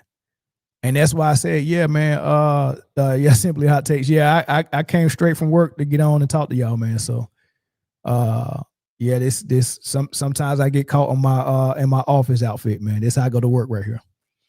But yeah, like the East don't have a monster in it that scares nobody. It ain't Donovan Mitchell, right? The closest thing to a monster right now is Cade Cunningham, but Cade Cunningham don't have a legit number 2. So when he get in the playoffs, man, it's gonna be tough for him. He needs a legit number 2, man. Everybody does. He needs a legit number 2. Somebody like Jamal Murray or Aaron Gordon. Like if he had Aaron Gordon, that'd be a legit number 2. Unfortunately, Jokic got 2 legit number 2s. Actually, last year he had 2 legit number 2s. I think Aaron Gordon's a legit number 2. I think Michael Porter is a legit number 2.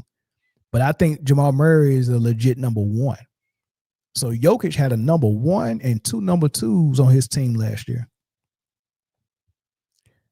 If Cade Cunningham could get one of them dudes, if Michael Porter Jr. Like I really wish that they traded Michael Porter Jr. to Detroit. Let's say that Malik Beasley didn't get in that trouble. Malik Beasley is a good 3 and D guy, right? They went and got Cam, who's 3 and D as well. But what if they would have made that trade to Detroit and sent Michael Porter Jr. to Detroit with Cade Cunningham for Malik Beasley? Lord have mercy. If I was Detroit, I would have tried to, hey, man, well, y'all want Tobias Harris? We would give y'all Tobias Harris and a 2nd round pick for Michael Porter Jr. Y'all say he trash. He ain't never made no All-Star, man. Just give us, we'll give you Tobias Harris. Man, Michael Porter Jr. with the capability of averaging 25 beside Cade, dog. Michael Porter Jr. would be nasty over there in Detroit. You know what? What if since Jamal Murray and Aaron Gordon is not that good to Denver fans, what if you could just take Gordon and Jamal Murray and put him on Detroit with Cade? You got Murray handling the point, Cade at the 2, Aaron Gordon at the 3. I wonder if they could win 50 games like Jokic did. I mean, because with Murray and Aaron Gordon and Michael Porter Jr., Jokic's best year was 57 wins. I wonder if Cade. As a matter of fact, how many wins did Detroit get last year without a player like Aaron Gordon and Michael Porter Jr. and Jamal Murray? I want to see how many wins Detroit had last year. How many wins did Detroit have last year?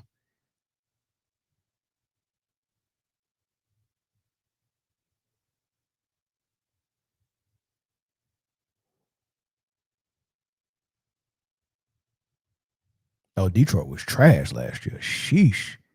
44 wins. There ain't nothing to call home about. 44 wins with no number 2. Paolo injured with a groin. That's the thing, man. Like, dang, man. Stay on the floor, dog. Stay on the floor, man. Aaron Gordon starting to get that KCP hype now. I don't like that. Aaron Gordon been getting hyped, dog. Everybody always knew how good Aaron Gordon was. He said Aaron Gordon ain't that level player. Okay. Okay. Keep thinking that.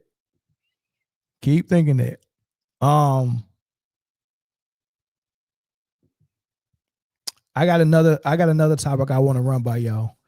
This came from Candace Parker, been on All the Smoke podcast with Stack 5 and Matt Barnes. And I like her commentary sometimes. Sometimes she play to the I don't know, like she play to the popular opinion sometimes, and I don't think she really be saying what she really believe. But with this question, I think it seemed like she was genuine with this question. But I like how she packaged what she said. And they asked her about LeBron, Kobe, and Mike. She said they just really asked her to rank LeBron, Kobe, and Mike. And she had a very unique spin on it. MJ, Kobe, Bron, rank them. Ooh. I got to rank them? Yeah. Okay, well, I believe that if you are the blueprint, then you are what everyone is trying to copy. And I grew up in the Chicagoland, and MJ was like him, all of those things. Mm-hmm. And so I would say MJ 1, Kobe 2, Bron 3. And I know I'm going to get killed being out. No, I'm with you. That's mine too. You said the blueprint, then the blueprint too. What are we talking about? That's what I'm saying. And what are we talking about? And then we have somebody listen, like, let's put it in perspective though. Bron is Karl Malone size doing the things that he does. Yes. And I just am enamored by how he has continued to reinvent his game, continued dominance, all of those things. So hats off, respect to Bron. Yep. I idolize the little like footwork and the like critique and all of that. And you could just tell like Kobe was the blueprint too of blueprint. I mean, just from working with Kobe in the gym, like he's like, are you a toe spinner or are you a heel spinner? Like nobody's ever asked me that before. He's a toe spinner. Like, yeah. And so it's just like, he's like, and Jordan would rock. Mm-hmm. Are you a rocker? Like, what do you, I'm like, nobody's ever asked me that before. So like, I'm a student of the game and I just, I geek over that shit. So. Yeah, he was trying to teach the twins that shit at 10 years old. Mm-hmm. You got to spin on your toe this way. I'm like, oh, these motherfuckers just started dribbling. Yeah, like, they just jab step. He's like, no, spin on your toe. Yeah. You a healer? Huh? You a healer? I didn't have none of that shit. I was a fouler. You were a hacker? Yeah. Did he do the line? You had a nice spin. Yeah. Did he do the line with the twins though, where you had to spin on the same line? Spin on up top and then step around the cone and with your fadeaway. It was you was a spin king for me. I had a nice little spin move. Yeah, you had a nice left shoulder? Mm-hmm. Left shoulder. Yep. Left shoulder, yep. I really like the way she said that, man. She said, I'm putting Michael Jordan 1, I'm putting Kobe 2, I'm putting LeBron 3. She also said, the person that everybody's trying to be like, it's a no-brainer that you're the top dog, you're number 1. Like everyone's trying to be like you. Even the guy that's saying that I'm the GOAT is still trying to be like you for a reason. The guy that said he's the GOAT is still chasing your accomplishments. They celebrated when they passed you in scoring. Man, bro, Kobe celebrated passing Mike like he actually passed Kareem. Like he was so happy to pass Mike like he passed Kareem. He wasn't even number one. I'd be like, man, you happy you passed the guy that was number 3 or number 4? Well, I don't know where Mike was at that time. But when he passed him, it was like a mini championship for him because of what Mike meant to him and what it meant to Kobe. That dang man, I passed the GOAT in scoring. You know, that's an accomplishment for me. He didn't even look at Kareem's record and be like, man, that would be a accomplishment. He didn't even want the number 1 spot. He wanted to pass Mike. That's an incredible thing where Kareem can be number 1 in scoring. Everybody was like, I don't want that. Passing Mike is all I want to do. I mean, because that's the best score I've ever seen. You know what I mean? He played 15 years and quit and went and sat down. Kareem played 20-something years to get that scoring record. Nobody ever looked at Kareem's record as something to go and get for a couple of reasons. Number one is because that's what we remember Kareem for. Like we remember Oscar for the triple doubles. We remember Wilt for all the records. We remember Bill Russell for all the rings. We remember Kareem for the scoring record. Let them people have that. We remember Jerry West for the logo. Like it's fun to play around with it and say, hey man, we should change the logo to Michael Jordan and stuff like that. But why? Let the legends be the legends. We remember Jerry West for what we remember for. He's the logo. Some of those things are foundational to the NBA.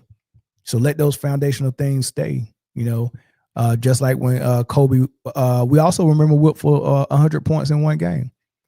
And when Kobe Bryant scored the 60-something points, I think he's like 65 points in 3 quarters, but the game was won. And people was thinking that Kobe was going to play the 4th quarter and go for Wilt's record, but Phil pulled him out of the game and put him on the bench. And John Sally, you know, during the interview said he asked Phil why you ain't let him get 100. And Phil said some records are just not meant to be broken. And Kobe understood that. Like, man, that's what Kareem, I mean, that's what Wilt known for, man, the 100.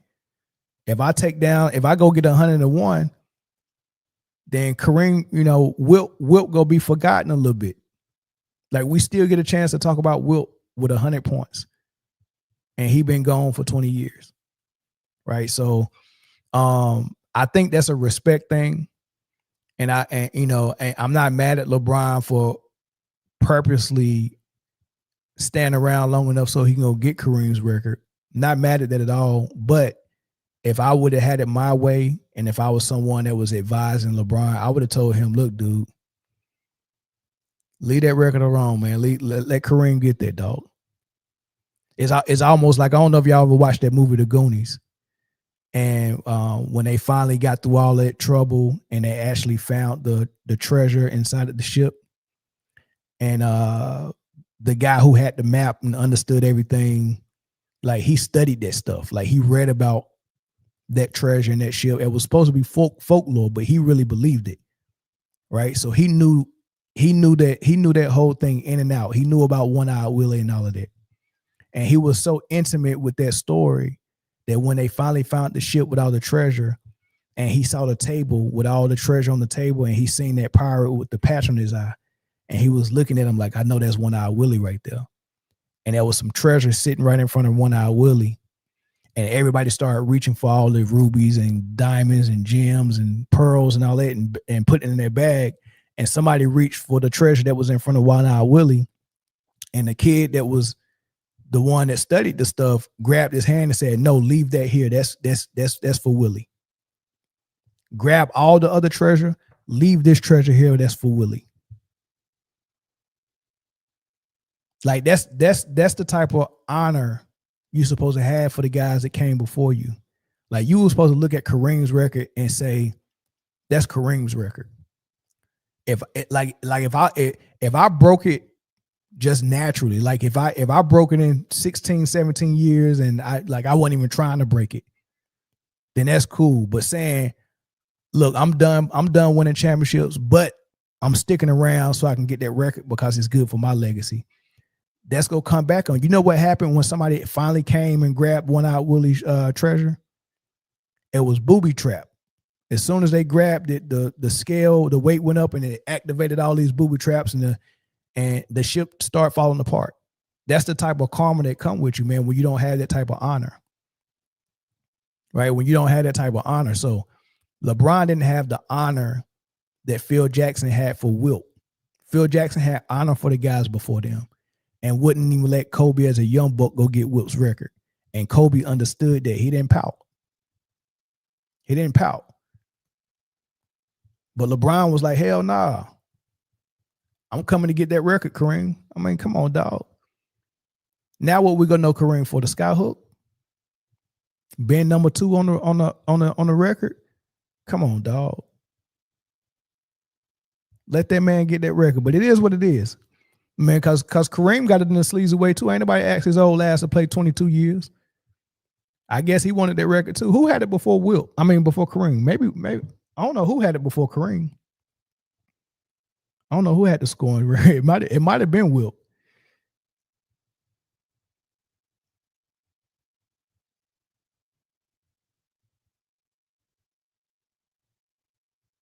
It might have been Wilt that had the record before Kareem. Let me see. Yep, that was Wilt. Wilt had 31,419, and then Kareem went and Kareem passed him.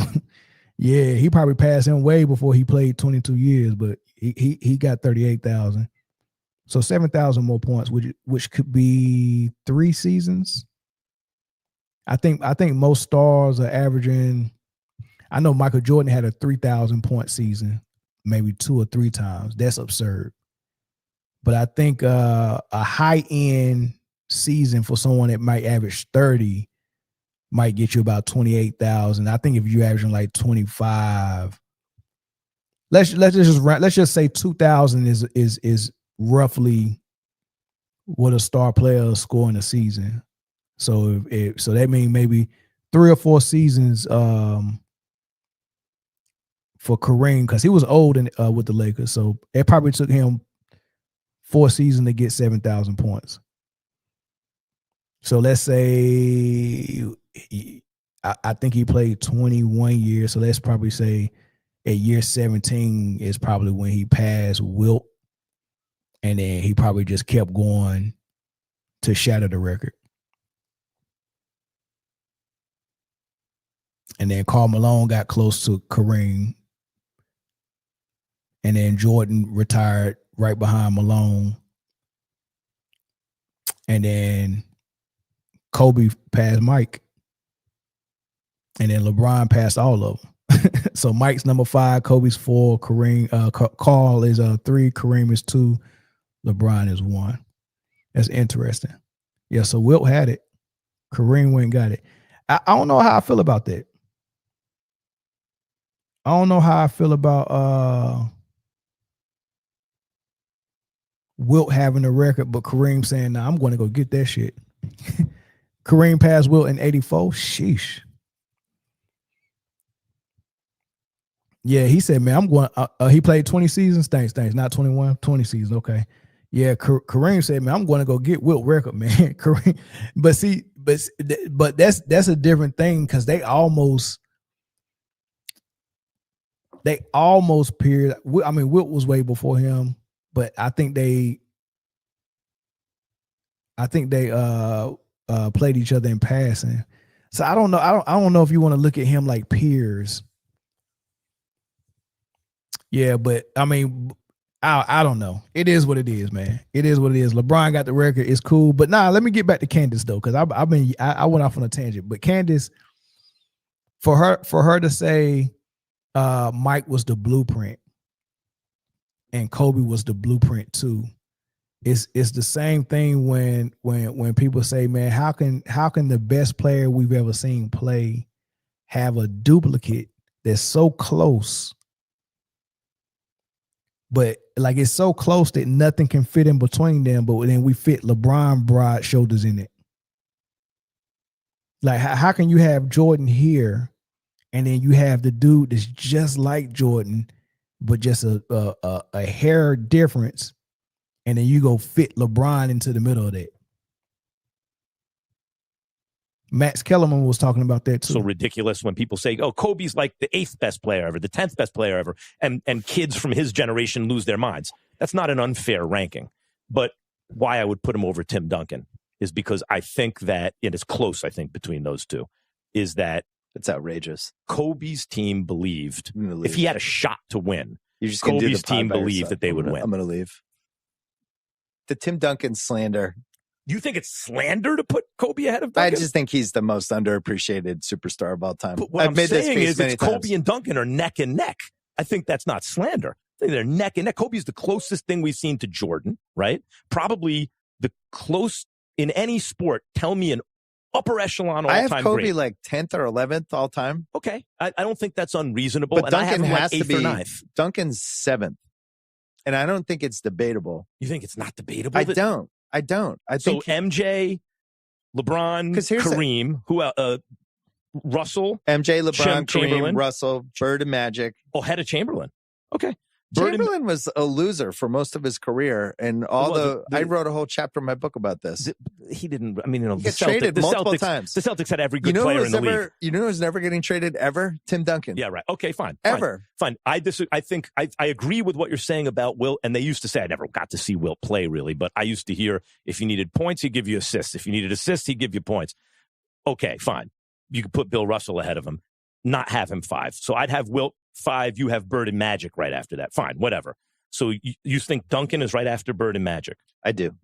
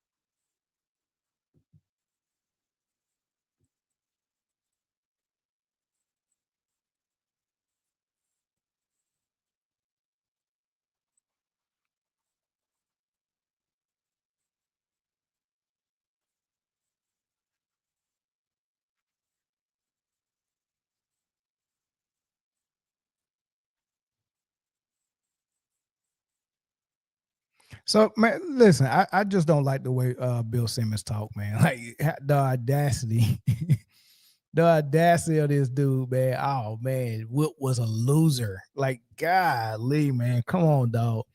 And to what I don't like about the media members, and it trickles down to some fans as well, is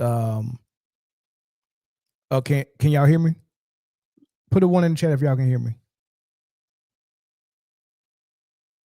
Somebody said the audio was out. Is the audio out, y'all? Oh, y'all good? Okay. I don't like how they so disgusted when someone speaks highly of Kobe. Like you can't do it. Like, ew, no. Like Kobe, no. Like, I hate when they do that, dog. Like, this dude was about to walk out of the room because Max said Kobe was above Duncan. And he said he was ready to walk out of the room like he said Kobe was better than Mike or something. Tim Duncan ain't Mike. Like, it's a consensus that, like, it's a lot of people that think Kobe is better than Tim Duncan. It's a lot of people that think Kobe is right behind Mike. It's a lot of people that think that. To be disgusted that you mentioned Kobe above Duncan and then have the audacity to have LeBron number 2 is some backwards mess, right? I mean, this dude, if you think like that, you probably shit, then pull your pants down. Like, that is backwards thinking, dog. Backwards thinking. Right? But did say, look, man, Kobe, you got Kobe and you got Mike. Those are the ones right there. Those are the ones. How can Mike be here and Kobe be just under him, and then you put 7 people above Kobe? That don't even make sense. It don't make sense, dog. It's just a real dislike for Kobe, and that's fine, but you got to understand, you got to know how to objectively judge people that you don't like. And you also have to be able to at least hold your emotions in check, to where every time the man's name is mentioned in a good way, that you got to frown your face up, your bitter beer face, and pout. Like, it don't make no sense. So yeah, Candace is right, man. Like, the blueprint 1, blueprint 2. And then there's everybody else. And then there's everybody else. This is the last thing I'm going to get into with y'all.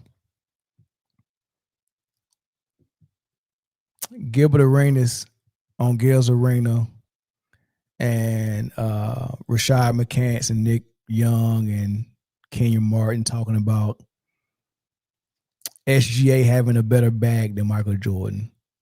I thought this was funny. Mark Pierce and Danny Green spin their trip and saying SGA has a deeper bag than MJ. That's the first thing we'll discuss. I agree. I don't mean this. I just asked the question. Are they spinning or tripping and saying that SGA has a deeper bag than MJ? For sure, spitting. The truth is telling the truth. I think a lot of everybody now got deeper bags. Did we elaborate, or we just? I would hope so. I'm just merely here to host, a conduit. No, he said limited. So yeah, he did say MJ had a limited bag. Limited. But the question that ain't the question we asked. I know. I'm just saying from what he's saying. I'm gonna say limited bag. I'm gonna say they're spitting because Shea is not athletic. He has to. I'm saying he has. See, I hate when Kenyon Martin is using talking points that he heard Gilbert Arenas say. Gilbert Arenas said this like a couple of times this year, a couple of times last year. This is something that he's been believing for a while. Makes a little bit of sense. Like, Gilbert Arenas is one of those dudes that's somewhat intelligent. He's very intelligent for a jock, right? Because some of these jocks, you can just hear it in their voice, like that. Like, they fall for a banana in the tailpipe type trick. Like, they fall for the oldest trick in the book. Like I ain't gonna say no names, but some of these dudes, when they talk, they're real jocks. Like, if they were chasing me, I think I could hide behind a bush and throw a rock across the street and they'll hear it and they'll run that way. I think that's how dumb they are. I think I can Jedi mind trick them. Right. I think like what Eddie Murphy say when he said Mr. T wanted to fight him. He said, I'm a Jedi mind trick, Mr. T. Mr. T walk up to us and say, I heard you was telling jokes about me. And I say, no, you didn't. Well, maybe I didn't. Like that's what it's given. It's given jock. It's given dumb jock. It's given shit for brains. Right. So when Gilbert Arenas is with shit for brains jocks and he says something that sounds borderline intelligent, that shit twists them all the way up. And they can't spar with him mentally. But Gilbert Arenas, if he get in a room full of real intelligent people, he would have to shut the fuck up and listen. And I think he's smart enough to shut the fuck up and listen. I think he is. I think he get in a room full of real intelligent dudes and shut up and stop pulling those type of stunts that he pulled. But he taught circles around these dudes. They don't know how to deal with it. So Kenyon is repeating something he heard Gilbert say, and you can tell when someone's repeating someone else's talking points because they barely can get it out. And if you try to get them to elaborate, he looking at Gilbert like he can't elaborate on that. Right? So this is Gilbert's talking point where he says, because this is what they used for Kobe when they was trying to tell the difference between Kobe, LeBron, and Mike. They were saying Mike and LeBron are super athletes, uber athletes, and Kobe is not. They said Kobe wasn't athletic, and that's why he has so many moves in his repertoire, so much back, so much reverse pivot, so much spin this way, turn over this shoulder, turn over that shoulder, pump fake, triple threat, all of that. He's saying Kobe got all of that because he's not athletic. Who the hell said Kobe wasn't athletic? You talking about the 18-year-old that came into the dunk contest as a rookie and won it? That did the East Bay funk between his legs. First time we seen it since J.R. Rodder in the dunk contest. That dude's not athletic. No, what you mean to say is LeBron and Mike is more athletic and jump higher. But Kobe was more athletic than everybody else. Kobe's more athletic than Gil. Kobe is more athletic than Melo. Kobe is as athletic as D Wade. Like, how the hell Kobe wasn't athletic? And you saying that's why he need all those moves? So when Gil used that talking point for Kobe, it sounds like it makes sense, but it don't, because number one, it's not true. That's not why Kobe had those moves. Kobe had those moves because why the hell wouldn't you want those moves? Michael Jordan is a super athlete and he had those moves. So if people just think about what he's saying when they're on the panel, they can counter it and be like, no, that don't make sense. Like, it sounds smart what you're saying, and I don't want to try to challenge it in front of all these people because I might be wrong, so I'm going to let you say it. But no, number one, you're wrong. Kobe is athletic. If Mike and LeBron is the 1% of athletes, I think Kobe Bryant is 5%. In the 5, or if LeBron and Mike is in the 99 percentile of athletes, I think Kobe is in the 95 percentile, maybe 90 percentile at the least. But he ain't in no 80 percentile or 75 or 70. That's like Paul Pierce is like in the 70s. You're trying to make it seem like Kobe is on Paul Pierce athletic ability level. No, Kobe is higher than that. He's higher than most. He's still 90 percentile. It's just that there's 99 percentile that exists. I think Kenyon Martin was a 99 percentile athlete. LeBron, 99 percentile. Jordan, 99 percentile. But Kobe was right behind them with 95 or 90. But listen to the rest of it. He has to have all that shit. So they're right because Mike had that one gift. Mm-hmm. Jump the fuck over you. Big hands as well. So listen, I'm saying, so it's that, right? So yeah, so Shea has to have that. So I'm gonna say they spit in that regard. If you would like to elaborate, Kenyon, the time is now. I'm saying in that regard, but We ain't talking overall, because he has to be able to do all that to manipulate to get his move off. So now, this, yeah, I would say I agree that he has a deeper bag. One, yes, if the less athleticism you have, the more things you need to add. So here you go at saying that same thing. Kenyon use his talking points, and now Gil coming in to reinforce it. Now they're trying to use the you're not athletic SGA, so you got to have moves, which is the same argument they made for Kobe. And here's another lie: SGA is athletic. The only thing that they could be talking about is how high he jumped. No, I don't think SGA is jumping as high as Mike or LeBron when he go in the dunk. He's smooth though. He's smooth. Like he can jump, he can dunk. It's just like he's smooth with it, man. Like he just under. But when you see him with the ball and he's one-on-one ISO with somebody and he's blowing by him, and his agility, he can spin, he can stop and start, and he can go fast, and he can do all these things and change directions. And, I mean, like everything he's doing is athletic. You can look at his body and see how wired he is and see how lean he is and what the muscles was at in his calves and his, like he's cut, barely no body fat. The guy is athletic. The guy is more athletic than Gilbert Arenas. Like everybody that's on that couch, Nick Young, Gilbert Arenas, and Rashad McCants, SGA is more athletic than them. The only one that's more athletic than SGA on that couch is Kenyon. SGA is more athletic than Gil. Easily. He's definitely more athletic than Nick, and he's definitely more athletic than Rashad. They're all good athletes as well. But I think SGA is more. I think SGA is probably as athletic as Kobe. The only difference is I don't think SGA's vertical is that high. I don't even know if I ever seen SGA dunk over somebody. Right? So his leaping ability might be a little bit different, but just because your leaping ability is not Vince Carter-esque doesn't mean that you can't blow by somebody and get a layup.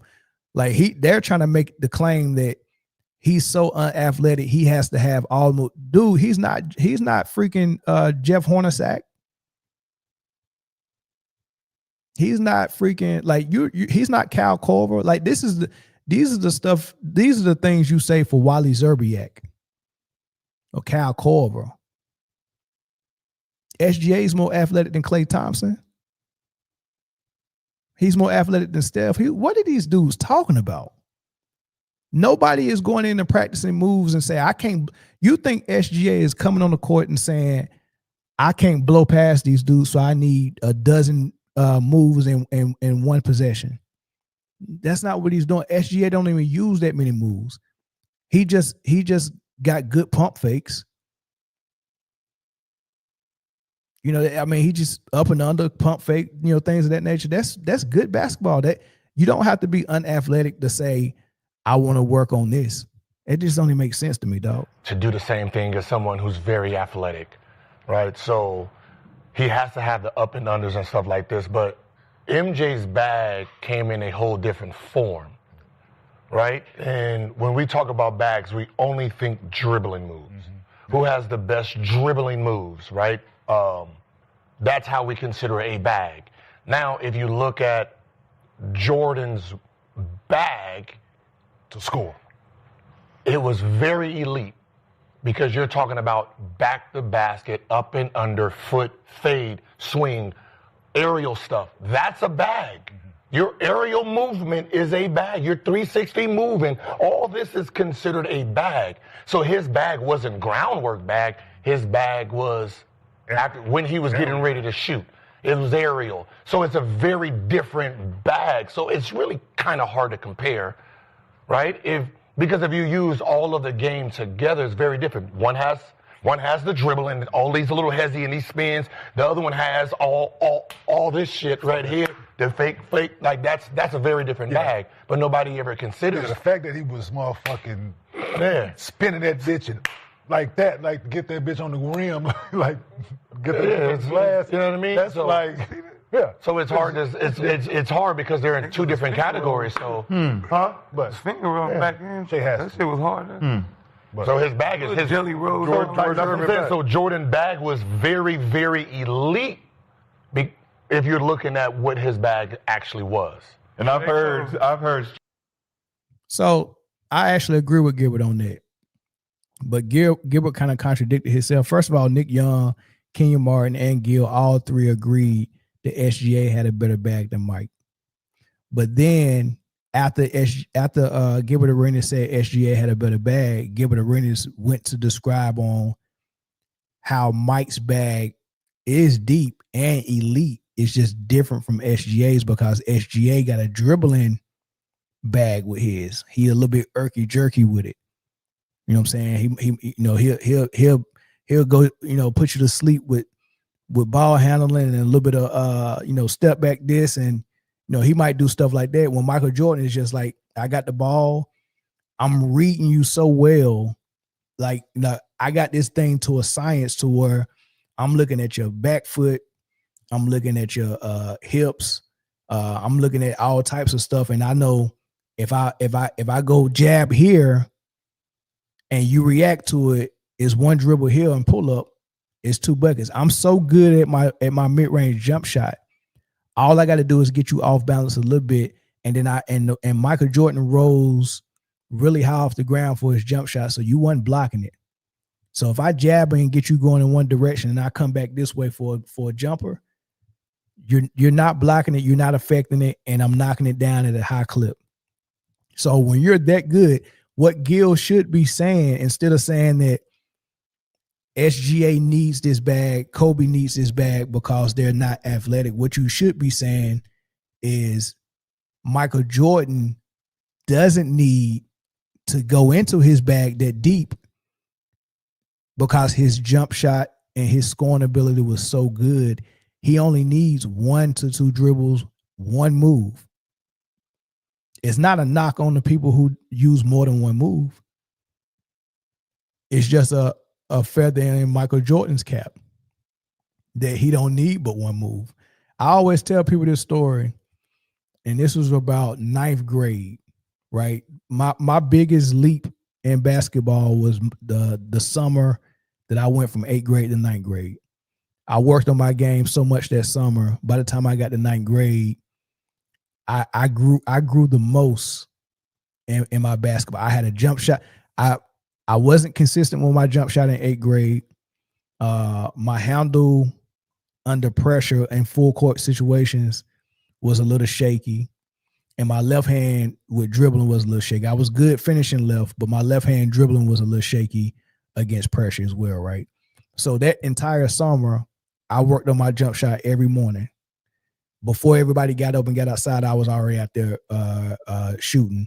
And I worked on my left hand so I'm working on my jump shot by myself, but when my friends come out in the neighborhood, I played them left-handed the whole summer. They didn't know it. When I got to 9th grade, I actually switched to a left-handed ball handler. I'm right-handed, but all my ball handling was with my left hand from one summer of work. My crossover was left to right. Everything I did was left-handed if I did a move except my in and out. I do my in and out right-handed. But anyway, the point is this. I was playing, I had a whole bunch of irky jerk in my game. I had it all, right? And I was playing one of my friends one-on-one. And this old man just, he wasn't old. He probably was in his 30s maybe. But, back then I'm 9th grade, so he an old man to me. But he walks by and he just sat and started watching us play. Right? He just started watching us play. And I noticed he watching this, so I'm like, I'm trying to show out a little bit, and I'm giving my friend everything. I'm doing moves here. I'm going through the legs, behind the back. I'm doing everything. Now I'm scoring, hitting jump shots, layups, everything. I'm doing everything, but I'm doing too much with the ball to get a shot off. And this is in 9th grade. This man, after I beat him, he pulled me to the side and said, I wasn't impressed by what you was doing. You're doing too much dribbling and you faster than him and you can beat him to the rim every single time. Why do you keep coming back with a crossover just to play? Why are you playing with him when you can just blow by him and get the layup? And he explained a couple of things to me and then he left. I thought I was showing out for him and I thought he was gonna be like, dang man, what grade you in, dog? Like, no, you pretty good. I thought he was gonna glaze me. Man, that dude said, man, you doing too much dribbling, dog. Like, you don't even need that. Just go to the hole. You faster than him. Why would you do any type of counters or moves when you can just blow by and get to the rim? Like, it's unnecessary. And that's what Michael Jordan game was. It was simple. It don't mean he didn't have a bag. The bag was right there. He just didn't have to go into his bag. Kobe didn't always have to go in his bag either. Sometimes he did. Kobe seen doubles and triples. Like, the way they guarded Kobe was totally different because he would go rogue out of the triangle more often than Mike did the first time Phil was there. So he made the game a little harder for himself, which he got better with when he changed his number to 24 and Phil came back the second time. He was a little better with that. So Kobe, just like Mike, made the game simple.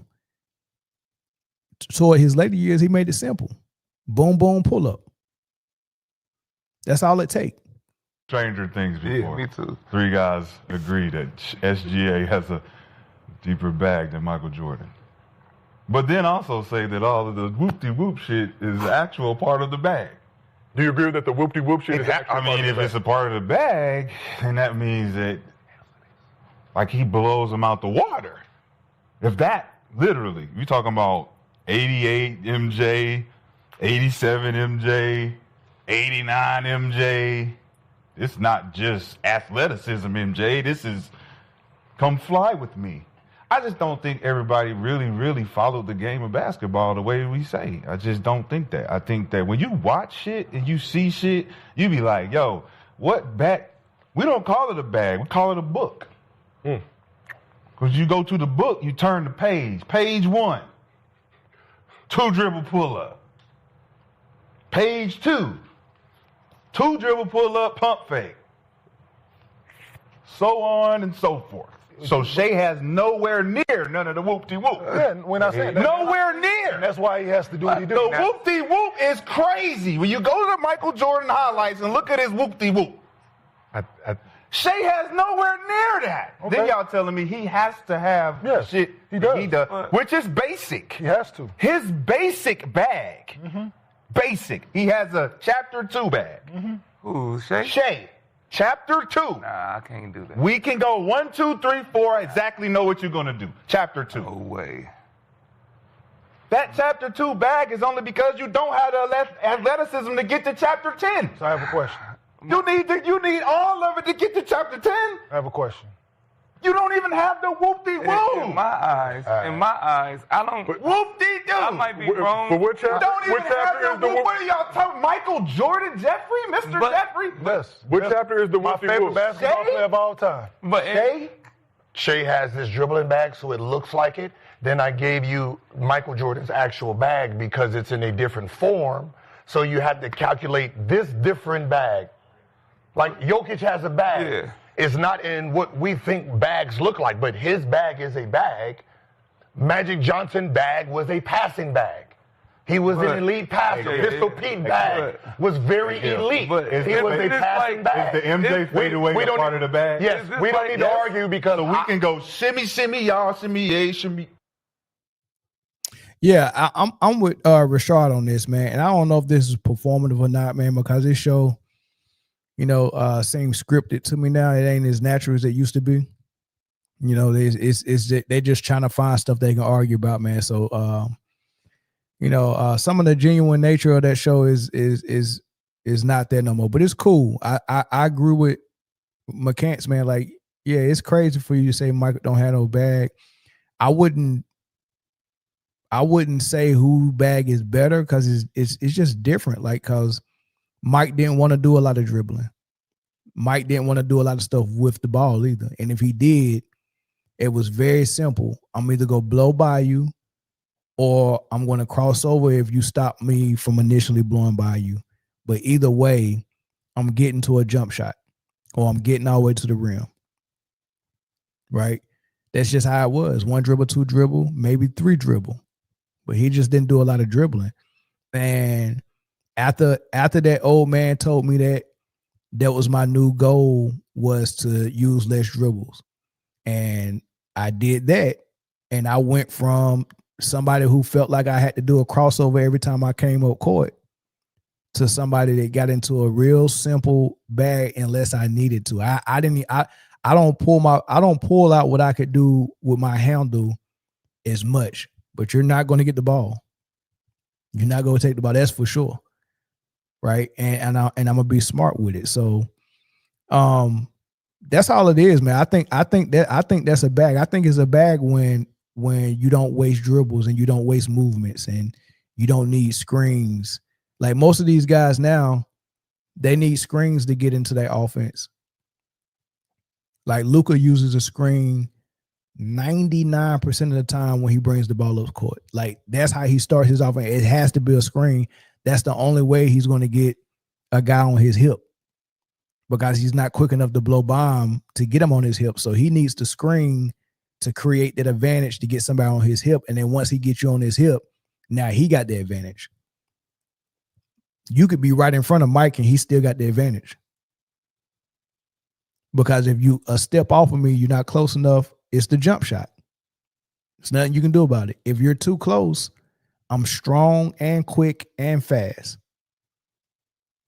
And if you're too close, I got all the, I guess, I don't want to call it skill. I got all the tricks to the trade, whether it's a little nudge or a little push off, or whether it's me jab stepping in between your legs, which naturally makes you kind of back. Like imagine you standing right in front of somebody in a defensive stand with your legs shoulder width apart, and I kind of like jab, and my knee is like right between your legs. My knee is on your thigh, or on your calf or something, and I'm lunging at you.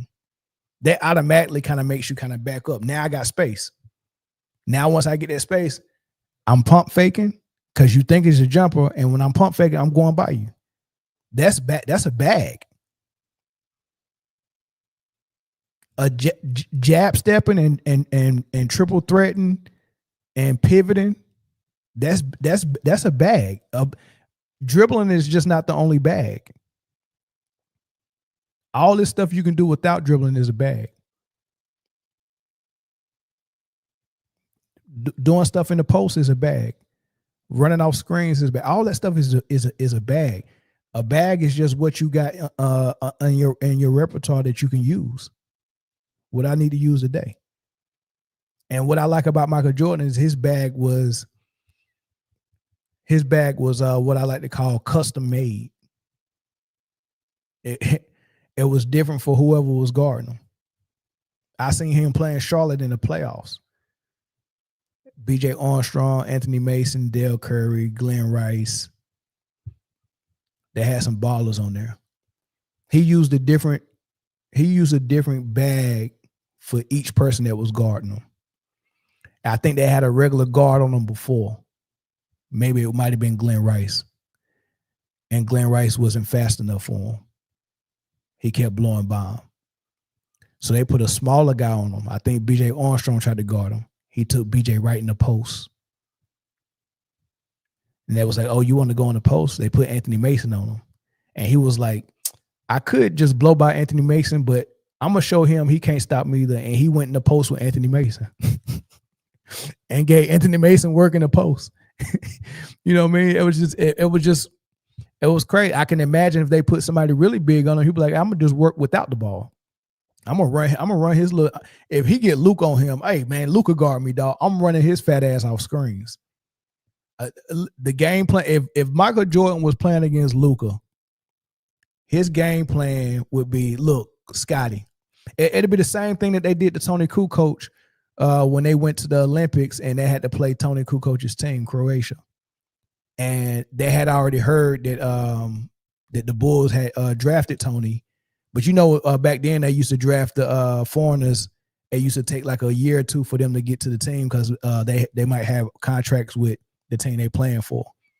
So the Bulls had already drafted Tony, but he hadn't came over yet. And you remember Jordan and Pippen didn't like Jared Krause because Jared Krause was always looking for Phil or Pippen's replacement. I think he was cool with Jordan staying. They didn't like each other, but he knew I got to keep the GOAT. But he was always trying to replace Scottie Pippen. He tried to trade him for T-Mac. Michael Jordan stopped that trade. It was a whole bunch of trades that was being discussed for Scottie. And then he always said he wasn't he wasn't gonna re-sign Phil at some point. But anyway, the point is Michael Jordan and Scottie Pippen colluded and said, man, we go give Tony Kukoc hell. We go take turns pressing him full court.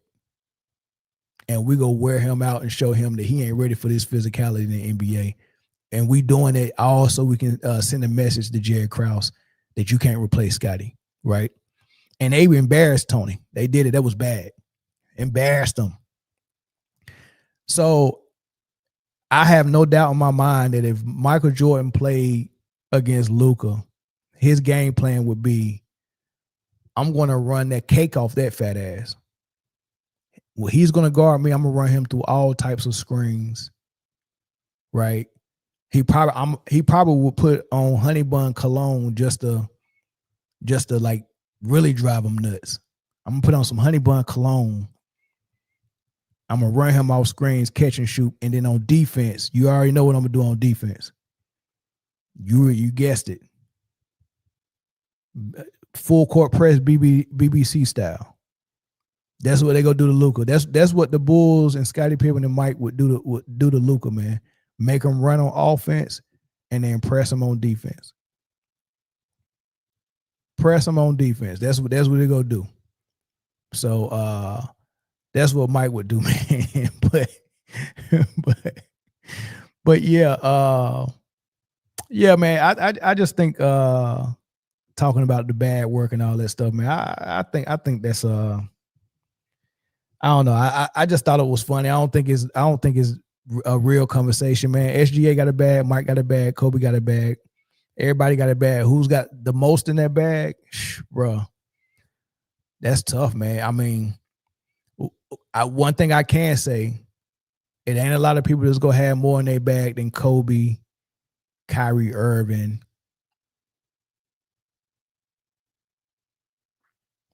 Jamal Crawford. Like, those are really deep bags with a lot in it.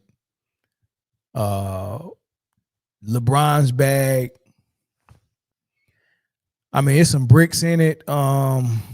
He probably got track shoes because Giannis and LeBron, out of all the superstars, I want y'all to think about this. Out of all the superstars that has been in the world, in the NBA, now just visualize this. I don't know if y'all ever visualized this before, but I want y'all to just close your eyes and visualize this. Out of all the superstars in the world, LeBron James and Giannis Antetokounmpo are the only two superstars that need to run full speed to get a good shot. Like, they have to run the fastest they've ever ran before to get a good shot. And that's why they need screens. They always almost at half court when they call their screens. And they call that screens, and when LeBron get that screen, he take off running full speed with the ball. Right? And the goal is get all the way to the rim, and if the help come, dish out to a shooter. Without running full speed, LeBron would average 10 points. He's got to run full speed. Well, people like Michael Jordan catching in the post, one dribble, boom, boom, fade. He ain't even run. Kobe, come off a screen real quick, catch, pull up, shoot. Like nobody's running full speed. They get a screen and they just run for their life. They run like the police behind them. Like they don't let the German shepherds loose. Like I just want y'all to watch one of their games. Every time they get the ball, just like, dang, man, he came out of the blocks like Carl Lewis the way he was running. He's a runner, he's a track star. Like that's how they play. They're playing track and field on the basketball court. So in LeBron's bag is definitely some spikes and some track shoes, some bricks. Evidently his son in there because he ain't cut the umbilical cord yet. Some syringes with that juice in it. What else in that bag? Yeah, they playing running back, man. Yeah, them syringes in there, Zoe. Some syringes and the stat sheet. You got the stat sheet got to be in there, dog. Stat sheet got to be in there. All right, man. Let me get out of here, man. Let y'all get some sleep, man. I appreciate y'all jumping in on me. I'll probably come back. What's tomorrow? What's today? Thursday. I'll be back later today. And then Friday we'll have a full panel, man. So appreciate y'all for tuning in. Peace.